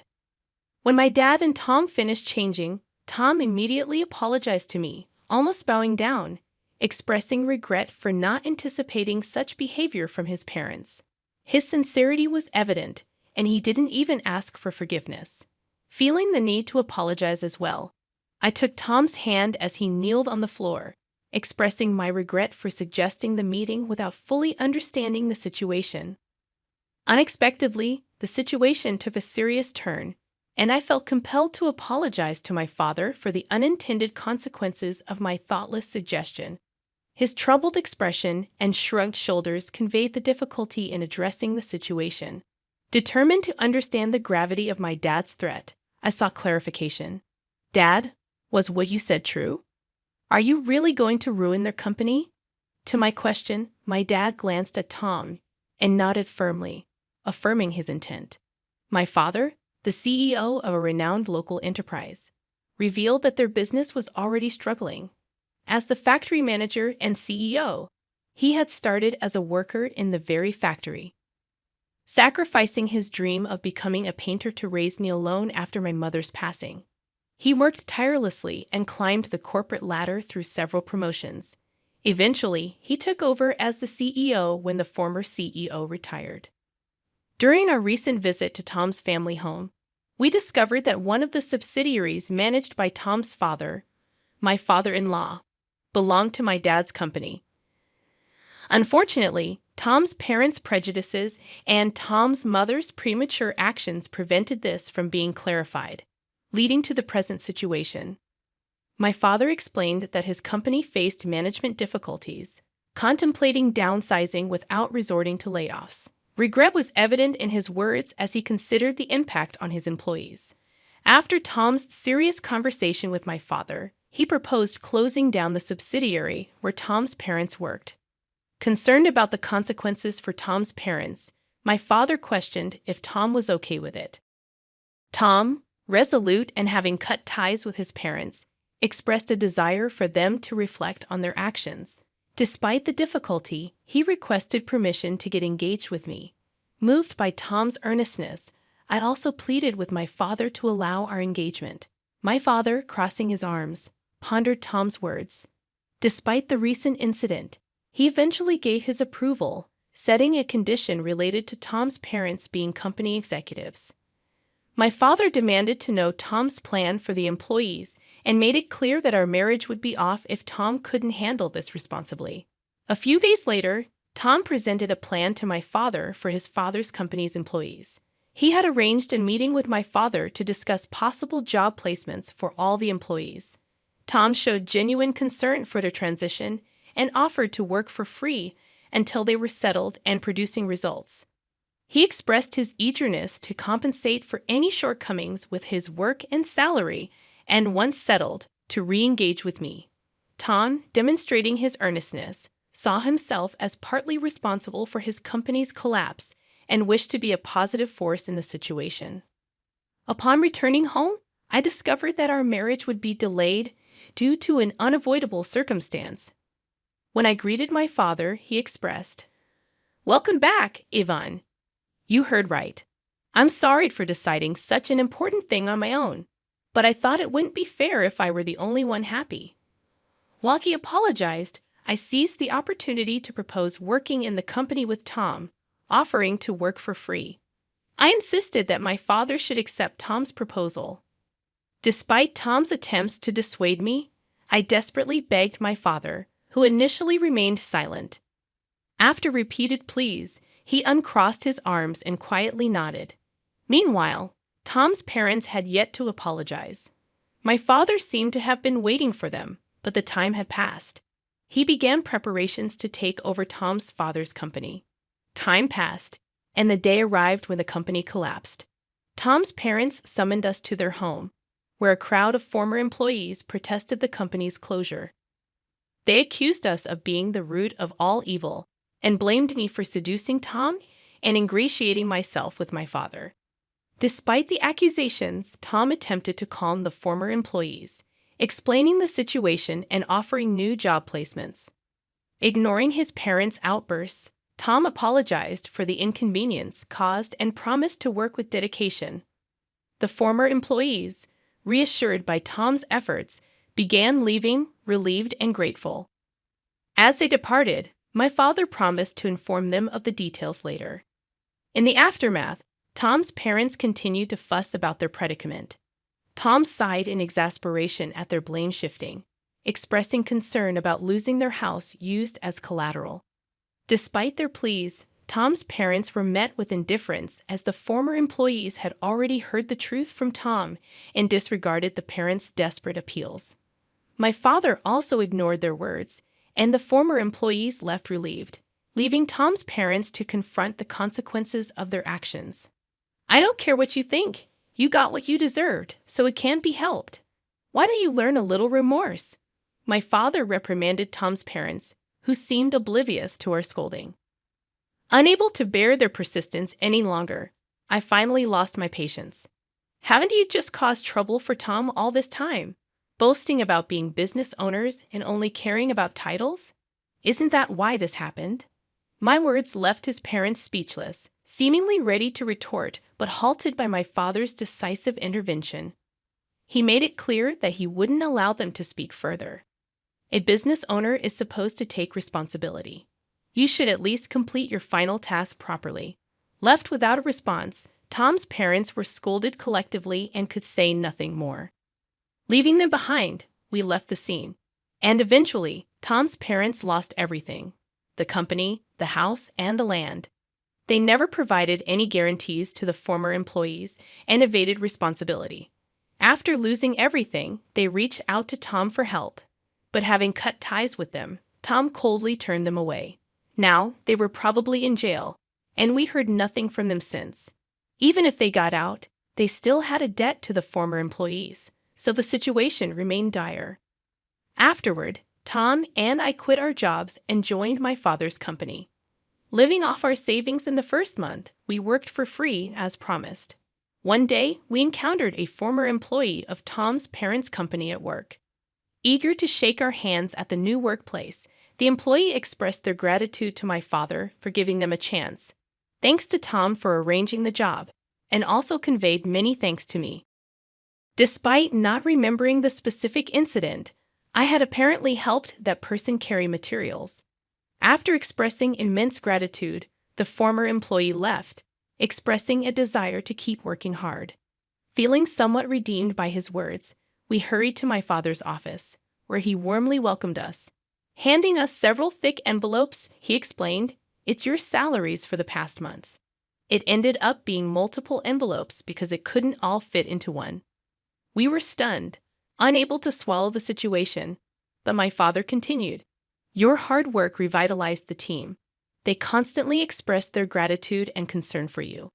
I couldn't possibly leave such excellent employees unpaid, and our performance has improved significantly. Thank you truly." Hearing this, we hugged each other and cried, moved by the concern shown for us. My father then added something even more wonderful. "Tom, I'm impressed with your leadership. If you're okay with my daughter, would you marry her?" Overjoyed, Tom replied tearfully, bowing to me and my father. I hugged Tom, crying alongside him. And so we got married. Continuing to work at my father's company, we lived happily every day, gradually becoming more adept at our jobs and contributing more effectively. Our time at the company was approaching a pause as I was about to take maternity leave. My father, Tom, our colleagues, and I were all looking forward to the arrival of our child.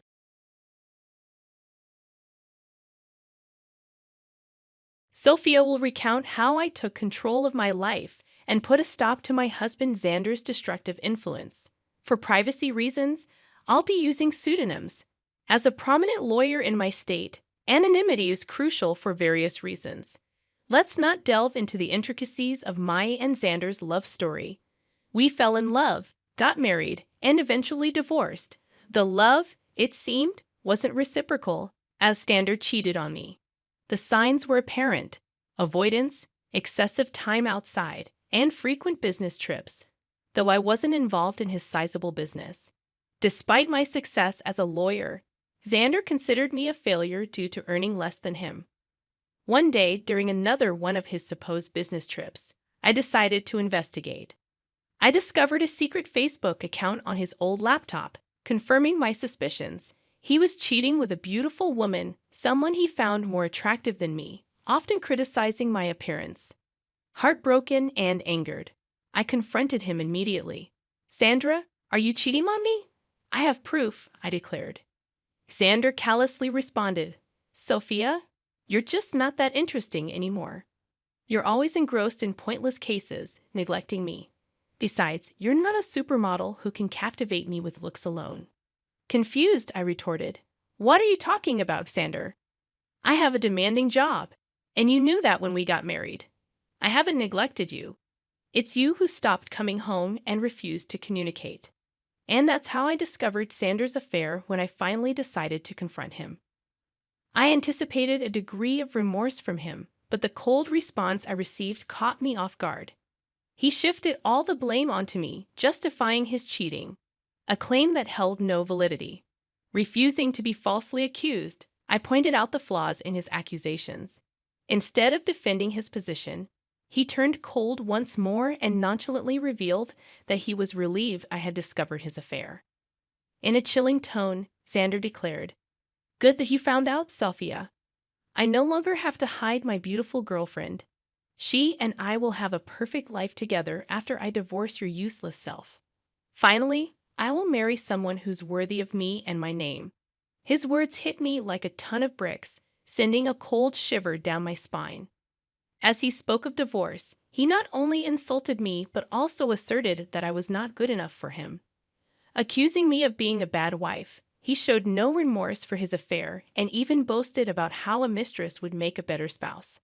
Tears streamed down my face as he demeaned me, proclaiming his affair with pride. This was the man I had loved for over a decade, and his words left me shattered. Through my tears, I asked, "How could you say that, Xander? All these years, I've been beside you through thick and thin, honoring my vows and valuing you above all else." His callous response cut deep, dismissing my worth. "Well, Sophia, it doesn't matter anymore.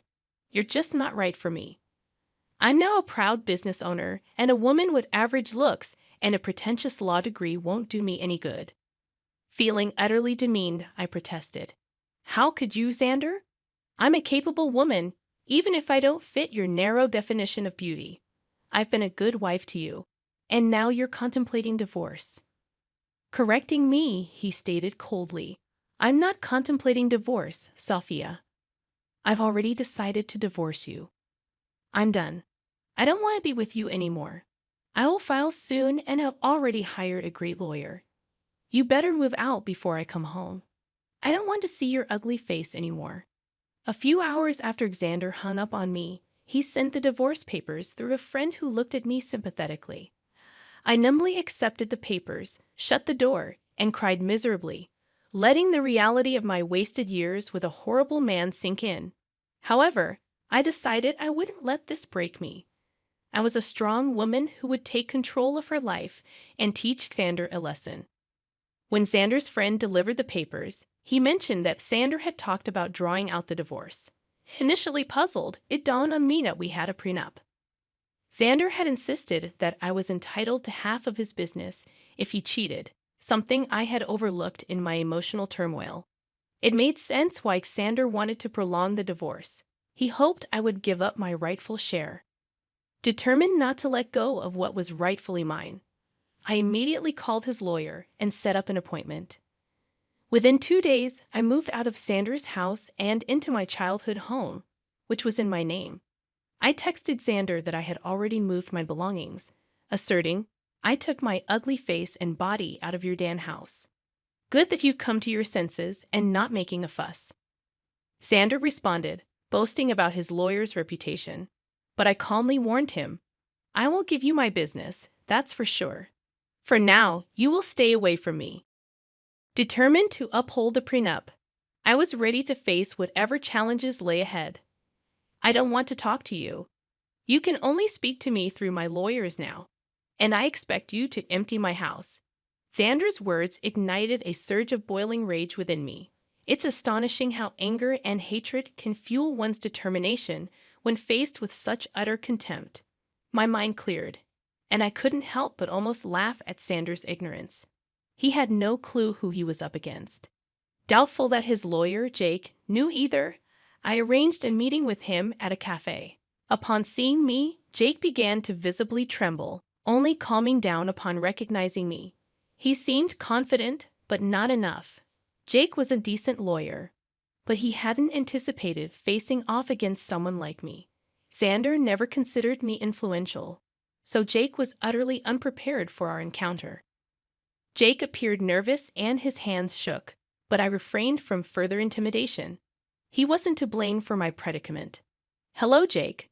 Nice to see you here," I greeted, noticing his surprise. "If you have any doubts, let me clear them for you. Yes, I am the wife." "Ma'am, I'm so sorry. I wasn't expecting you to show up," Jake stammered, flustered by my presence. "The surnames don't match because I got married after I received my law degree. I used my maiden name for official purposes," I explained. "Ah, I see," Jake muttered, visibly uncomfortable. "So I'm guessing you want to drag out this case. That's what my client has told me."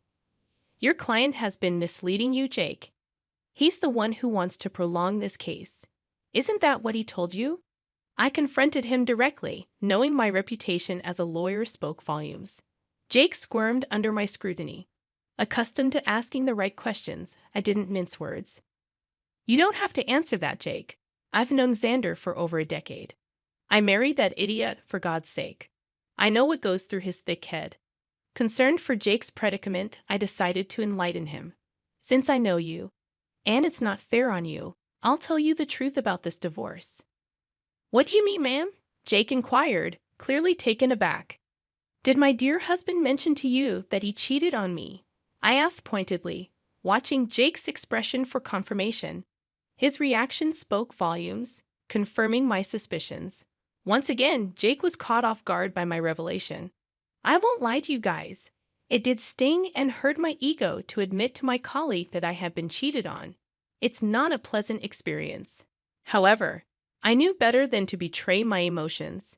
No matter how humiliated I felt, I still had the upper hand, and I was well aware of that. Jay, on the other hand, didn't know. He said, No, I don't think my client has told me about that. But he did warn me that, in his words, you would make some baseless accusations because you want to ruin him." "Oh, you poor thing, Jake. Your client has played you like a fiddle. Although it might make you happy to know that Xander thinks you are one of the best lawyers out there. Well, that's a big compliment, but I will never measure up to you, ma'am," Jake confessed.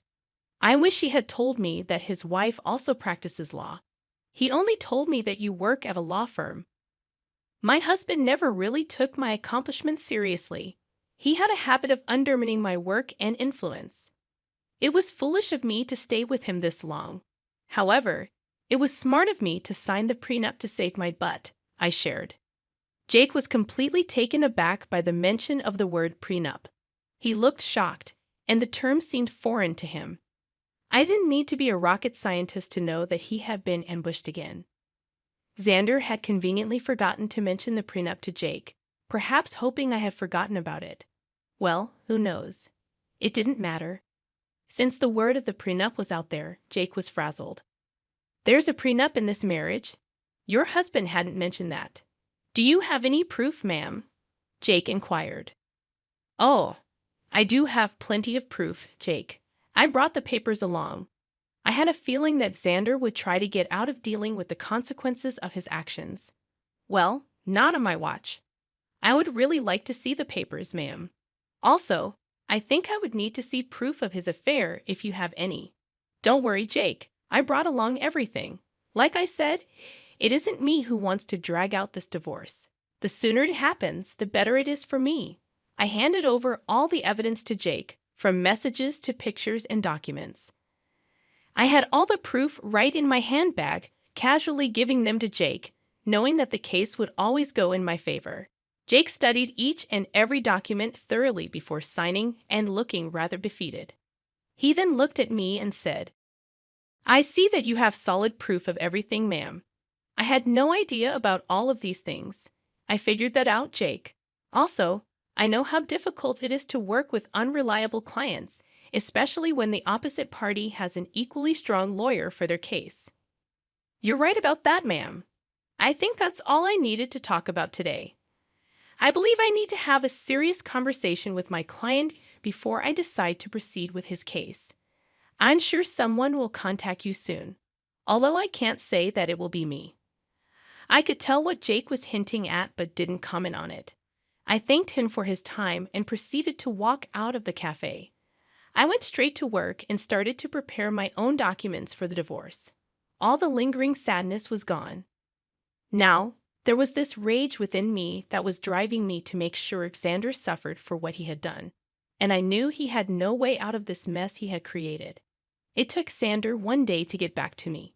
He called me on my number despite telling me not to contact him directly. It was funny but not surprising. I knew he would find himself in this situation. When I answered his call, he sounded very pissed off. "What the hell did you say to my lawyer, Sophia?" My, look who's calling after telling me to stay away. Now what happened with your lawyer, Xander? Stop playing around, Sophia. Tell me what you told him that made him quit today. Your lawyer quit today? How sad, Xander. I guess you should have been upfront about your situation and who they would be fighting against. You don't know what you're saying? You are a freaking nobody. I won't let you take away my family business. Oh, I would like to see you try, Xander. I will hire a better lawyer and doubt you. Just wait and watch. I will destroy you in court. You will come to me begging for mercy. Well, sounds like a plan, Xander. Good luck with that. But a word of advice from a lawyer. Remember to tell your new lawyer about your affair and the prenup. When I said that, Xander simply hung up on me. It made me chuckle. He was in deep trouble but still didn't know it. He would try every lawyer in town and see if anyone would represent him. I am a known name here, so people knew not to mess with me. Plus, anyone stupid enough to believe his lies would be dragged down to reality when I presented them with my ammo. Xander said that he would make me beg for mercy. I knew that it would be a matter of time before he would come begging at my door. I was right in thinking that Xander would be back, begging at my door. He literally had no other choice. One fine morning, while I was getting ready for work, there was a knock at my door. I was a little confused about who showed up at such an odd time. Imagine my surprise when I opened the door and found my soon-to-be ex-husband, looking forlorn and weary. I invited him in because I didn't want the scene outside my home. I was already dealing with enough. When he came inside, I said, "Make it quick, Xander. I don't have enough time to waste on you. I don't even know why you're here. We were supposed to strictly communicate through lawyers only." "Yeah, about that. I haven't found a good divorce lawyer yet." "Oh, that's sad for you, Xander. You better hurry up because I hear that your mistress has been dying to marry you. I'm not worried about her anymore. Listen, Sophia, we need to talk. You have been sabotaging my lawyer so that they wouldn't take my case. That is very unfair." I immediately laughed when he said that. I couldn't believe that Xander would have the audacity to pin the entire blame on me. This once again showed how little he valued my profession. He thought that just because he was willing to throw money, people would pull at his feet. Oh dear, that's an amazing joke, Xander. Let me just clear that misconception for you. I haven't been sabotaging anything. It's your stupidity that's causing trouble. I don't understand. What did I even do? Should I remind you how you lied to your lawyers about the affair and the prenup? That is enough to make them look like fools in court. Do you think lawyers would jump at representing unreliable clients like you? Besides, I will admit that my name will make a lot of people walk away. You may consider me to be useless, but I actually do have a good name in this profession. Yes, I know that now, Sophia. I've tried being open with lawyers too, but none of them are willing to help me. That's what happens when you try to go against an ironclad prenup. You really should have fought your affair through, Xander. Not that it matters now. The damage is done. No sane lawyer would fight for your cause. You'll be giving me half of your business. Xander's facial expression said it all. He didn't want to lose his business. That's why he tried to pick a good lawyer and drag out the divorce. He wanted to keep me hanging long enough until I would snap and just leave him alone without demanding half of his company. After a few days, it became clear to him that no one would take his side. Hell, he was even finding it hard to find any lawyer who would go against me. So, he did what he thought was his last resort. He started to cry and beg. Sophia, you know how much this business means to me. Please don't do this. You can take everything else, but please don't ask to split the business. Why not, Sander? You were the one who put in the clause of splitting the business in case you cheated. You think I will give up my rights that easily? I deserve it after the betrayal you threw in my face.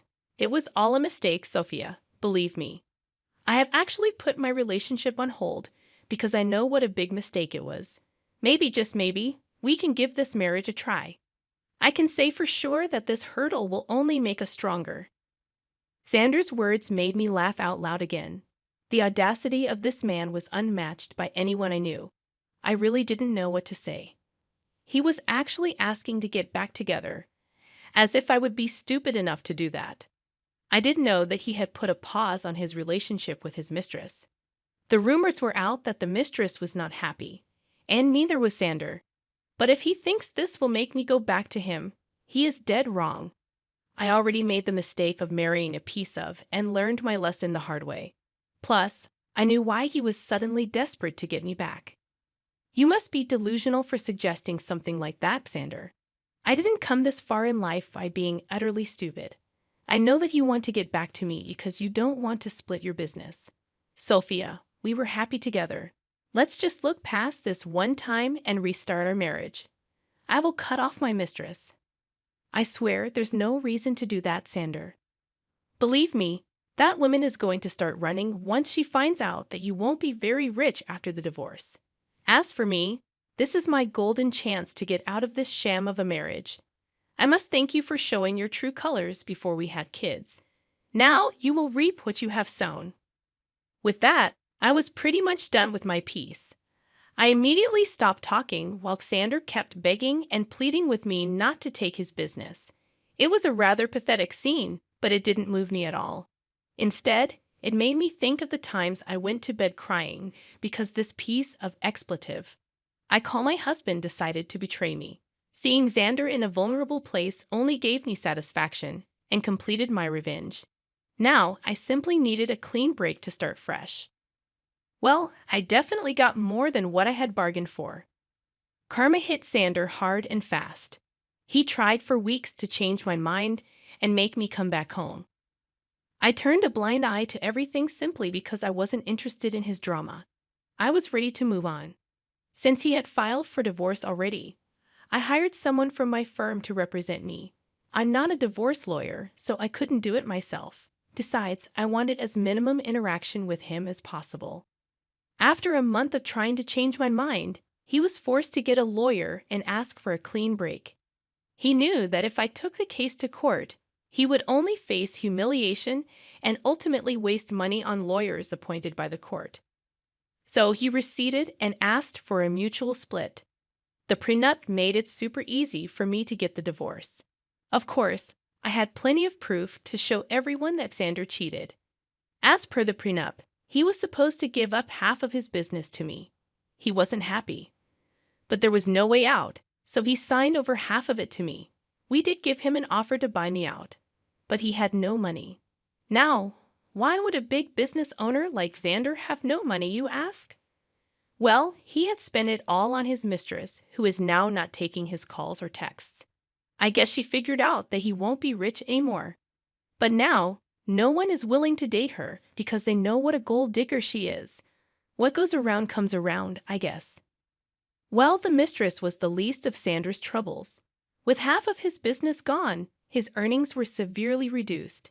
He had to sell his house because he didn't have much money to maintain it or even pay the mortgage properly. He's currently renting a condo that is a serious downgrade from the big mansion he stayed at. He did try to get back with me again in the hopes of regaining full control of his business.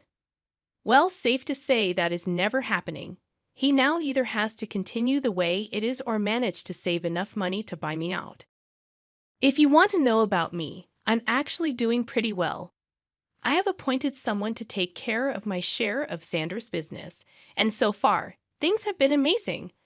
I ended up upgrading my lifestyle by buying a new mansion due to my combined income from law practice and business. Things are going well.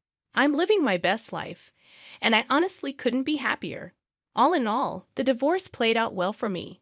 Instead of getting played by my ex-husband and his mistress, I ended up ruining their lives and bettering mine.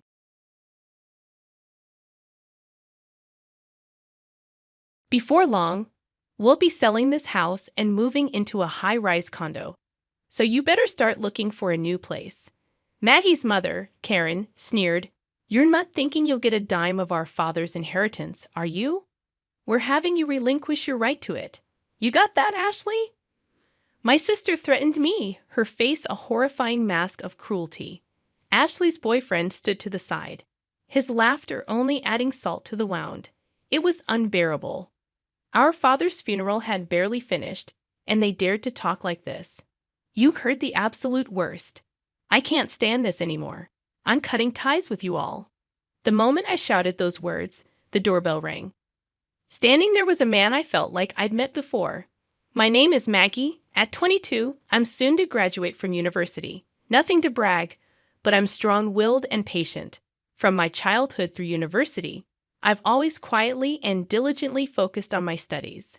I've maintained reasonably high grades, and I do have dreams I want to fulfill. Although I'm content with my daily life, I'd also have a significant worry. Maggie, come downstairs now." A loud voice rang from below. With reluctance, I went downstairs to find my mother, Karen, and my sister, Ashley. "Mom, sis, what's up?" I was studying, as usual. "You nerd. You're still studying even though university is almost over. What a hard worker." The one laughing was my sister, Ashley. A beauty like our mother, she's flamboyant and was even a popular model back in the day. Now she's unemployed, under the gaze of helping around the house. "We're going shopping. You should clean the dishes and do the laundry. Don't forget to iron properly, okay? Also, we're out of detergent and other things, so you should go shopping." Mother calmly ordered me to do the housework, knowing she would get furiously angry if I talked back. I quietly responded, "Okay." I left the house stressed out to the nines and high in spirits. "I need to get on with that," I muttered quietly as I started to clean up the mess they had left behind. Mom, a former beauty queen, has extravagant tastes and loves luxury. She's always favored my beautiful sister while ignoring me since I'm not all that pretty. Moreover, they've always dumped housework and other chores on me as if I'm their maid. My sister took advantage of this, and I've been oppressed by them since I was little. Yet I've tolerated it because, after all, we are family. And then my phone rang. When I looked at my phone screen, it read Dad. "Hello, Dad, it's been a while." I could tell my voice had brightened. "Oh, Maggie, it's been a while. Are you doing okay?" "I'm doing great. How about you, Dad? It's night there, right? How's work?" "I'd like to say I'm fine, but I've been having headaches lately. I'm planning to go see a doctor soon. How's your schoolwork? Is it going well, Dad? Take care of yourself, okay? Thanks to you, everything is going well. I'm studying hard to achieve my dream. That's my girl. You're always so diligent. Remember what I always say, be righteous and kind, right? Don't worry, I'm doing my best. That's my Maggie. I'll bring lots of souvenirs when I come home next time." After that conversation, I hung up the phone. To put it bluntly, my family is well off. This was largely due to my elite father, Harry, who has been flying around the world for work since his younger days. Although he was often away from home, he was kind to me and showered me with love whenever we had the chance to meet. I adored him dearly. However, to my mother, Karen, and my sister, Ashley, he was nothing more than an ATM. The harsh truth was that they were living lavishly on the money he earned. "Be righteous and kind, Maggie," he would say. His presence was always nurturing and supportive. He was my rock. That's why I was able to stay strong until now. Several months later, shortly after I graduated from university, a chilling event occurred. "Maggie, Dad has..." Karen burst into my room, her face as pale as a ghost. Apparently, my father had collapsed at the airport as soon as he returned home and was rushed to the hospital.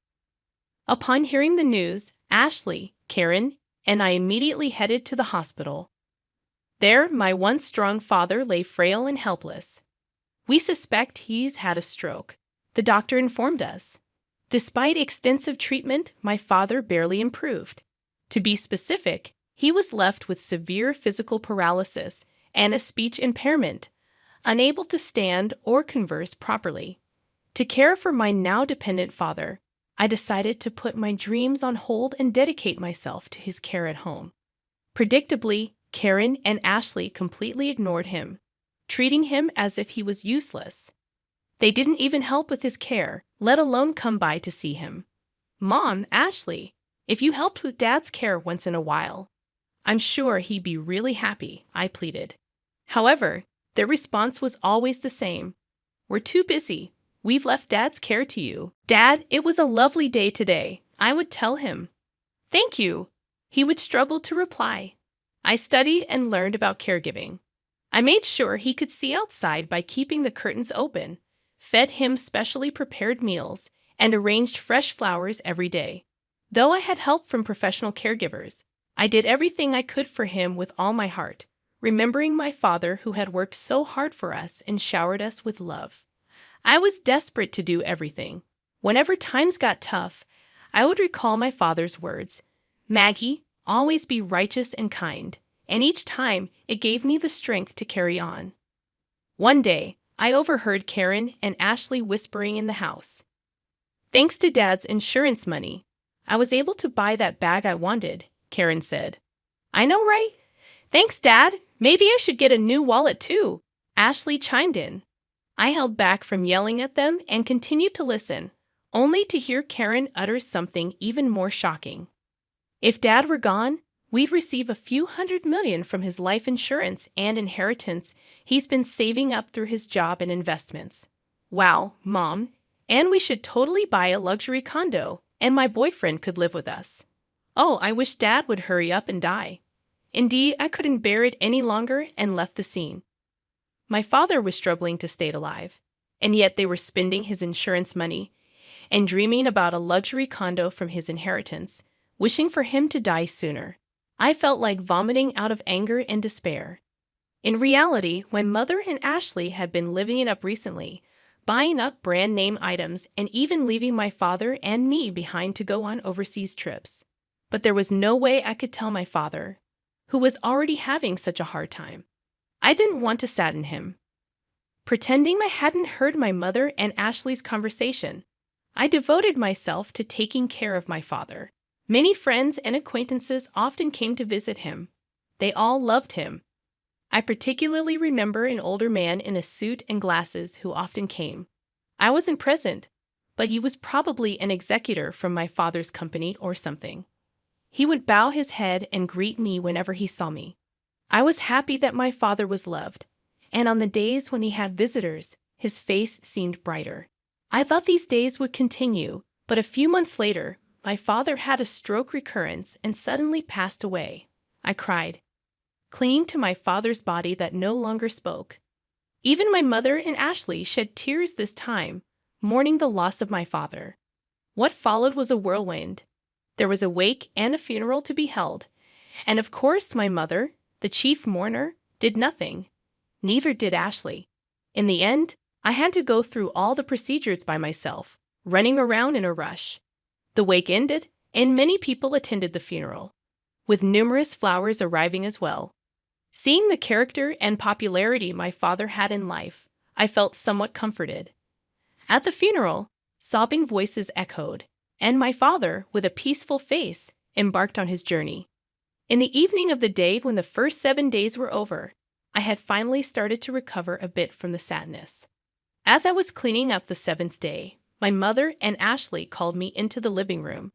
Next to Ashley was a man who was said to be her fiancé. Like Ashley, he looked good, but given his former job as a male stripper, his inner frivolity was clear. Apparently, his name was John. "So about father's inheritance," my mom began. I had a terribly bad feeling, and then my mother, laughing scornfully, said something outrageous. We'll get a lot from your father's inheritance, so we decided to sell this house and live in a luxury condo. So you should leave. Mom, it's only been a week since Dad passed away. Are you already talking about the inheritance and the luxury condo? We've already signed the contract. It's a high-rise, brand new. You've already signed. When did you? About a month ago, I guess. A month ago. But Dad was still doing fine. He was practically dying. He had a lot of money, so it'll work out fine. My mother was selfish as ever. Ashley continued, yes, that's right. The luxury condos for Mom, me, and my fiancé. So, you're a nuisance. You should hurry up and find some shabby apartment, okay? Even you, sis? Are you serious? Of course. Don't even think about getting any of Dad's inheritance. We'll have you renounce it. You understand, right? Ashley was approaching me with a terrifying expression, and next to her, her fiancé was laughing. Seeing my father's inheritance in the corner of my eye made me feel suffocated. It was too much. They had the nerve to say such things before my dad's mourning was even over. You guys are the worst. I can't stand it anymore. I'm cutting ties with both of you. We'd actually feel relieved if you cut ties with us. My mother and Ashley laughed at me. I clenched my fists and started trembling. At that moment, the front doorbell rang. Straightening my trembling breath and wiping my tears, I'd opened the door, thinking it might be a late visitor. Good evening, my condolences for your loss.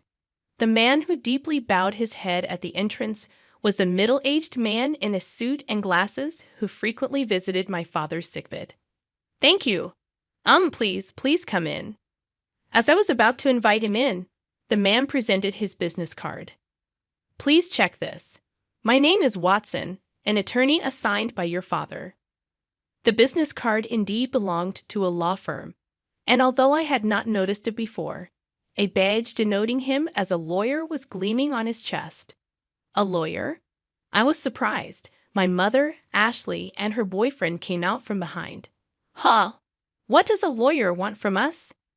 Watson responded to my mother's skeptical expression. I've come to discuss your husband's inheritance. Can we talk for a moment? Watson sat down in the living room. My mother sat directly across from him, and Ashley and her boyfriend sat next to her. I ended up sitting on the side facing them alone. Watson took out several documents from his bag, looked at us, and then began to speak slowly. First, may I read your husband's will? That man could barely move or speak, and yet he left a will. Get on with it, please. My mother spoke in an irritated tone. Then allow me to read it, Watson said in a quiet voice. The testator, Harry, hereby bequeaths as follows. The testator leaves all property belonging to him to his second daughter, Maddie. A moment of silence fell upon the room. The testator designates the following as the executor of the will. Before Watson could continue reading, Ashley interrupted. Wait a minute. What did you just say? Didn't you hear me? The testator designates the part before that. Let me read it again. The testator, Harry, hereby bequeaths all property belonging to him to his second daughter, Maddie. What does that mean? Karen, our mother, and Ashley exclaimed in unison. I was so shocked that I couldn't breathe, and all I could do was stare in astonishment. Watson continued, Next, I will read the postscript of the will, looking at me. In other words, this is your father's final message. I quietly listened as he read. Maggie, you gave up your precious dreams to take care of me. I wasn't able to pay much attention to you because I was always working, but I truly appreciate it. Thanks to you, I was able to pass away peacefully and fulfilled. Upon hearing my father's last words from Watson, tears started to well up in my eyes. Maggie, always be kind and correct. I know you can do it. Your father will always be watching over you. Please be happy. All I could do was sob in front of them while Karen and Ashley were making a big fuss. What does that mean? So the inheritance all goes to her? Yes. What happens to our money? In response to their outburst, Watson cast a brief glance at them. You two are not mentioned, by the way. Maggie is also the sole beneficiary of the life insurance. What are you talking about? Do you think that's allowed? Karen turned beet red, ready to burst at any moment. That's right. Isn't there something called a reverse portion that's supposed to be guaranteed to the wife and the children, right? Ashley leaned forward eagerly. You're referring to the statutory reserve. Indeed, you two have the right to claim a statutory reserve from the inheritance Maggie will receive, Watson said in a matter-of-fact tone. Of course, Karen seemed to be getting back to her usual self. Even if there is a will, if its contents are unfair, you can claim a share of the inheritance prescribed by the civil law. However, Watson continued, Harry had commissioned us to investigate the fact that you, Karen, and you, Ashley, were living luxuriously with Harry's money and squandering the insurance money. The eyes of Karen and Ashley widened in astonishment. Indeed, you purchased a luxury condominium and a car, and you spend quite lavishly on host clubs and overseas trips. All the caregiving and household chores were left to Maggie alone. Moreover, there were even remarks hoping for Harry's death. My father knew everything. He knew everything but pretended not to know. That's my mother. Stammered Watson responded calmly. In this case, it's unlikely that the distribution of the inheritance will be deemed unfair. Even if you take it to court, it's very unlikely you'll be able to claim anything. Of course, you can try if you wish. I'll be the one you'll be set up against. My mother's face had turned a pale blue. That's ridiculous, my sister also muttered. When Watson was leaving and I walked him out to the entrance, he said, Maggie, you have grown up to be quite admirable. Your father always spoke of you with such joy. Really, my father has known your father since we were young, and I was honored to take on this request. Your father felt he was too lenient with the other two, but I believe he found peace knowing how well you turned out. Watson's eyes were squinted in a warm smile. I was so touched that I teared up again. Please live a happy life from now on. You know I'm always here to help. Watson left me with those words, and I kept bowing deeply to him. A year later, with Watson's help, I was able to inherit all of my father's assets. As for my mother and sister, my mother, unable to pay off the loans for the high-rise condominium, had already contracted the expensive car and the designer goods, eventually went bankrupt. My sister, on the other hand, was quickly abandoned by her boyfriend when he learned that she wouldn't be inheriting anything. I heard through the grapevine that she's now living with my mother and working part-time. They called me for a while, but I kept replying, I've cut ties with you. Please contact me through a lawyer. I thought that was what my father wanted too. Now they don't contact me at all. As for me, I used my father's inheritance to attend a law school I had once given up on. Originally, I wanted to become a prosecutor to uphold my father's words, always be kind and correct. But now my dream has changed. After working with Watson, who had saved me in my time of need and provided unwavering support, I started to admire being a lawyer myself. So now, I'm studying hard to become one. I strongly wish to become a lawyer like Watson, who is always just and kind.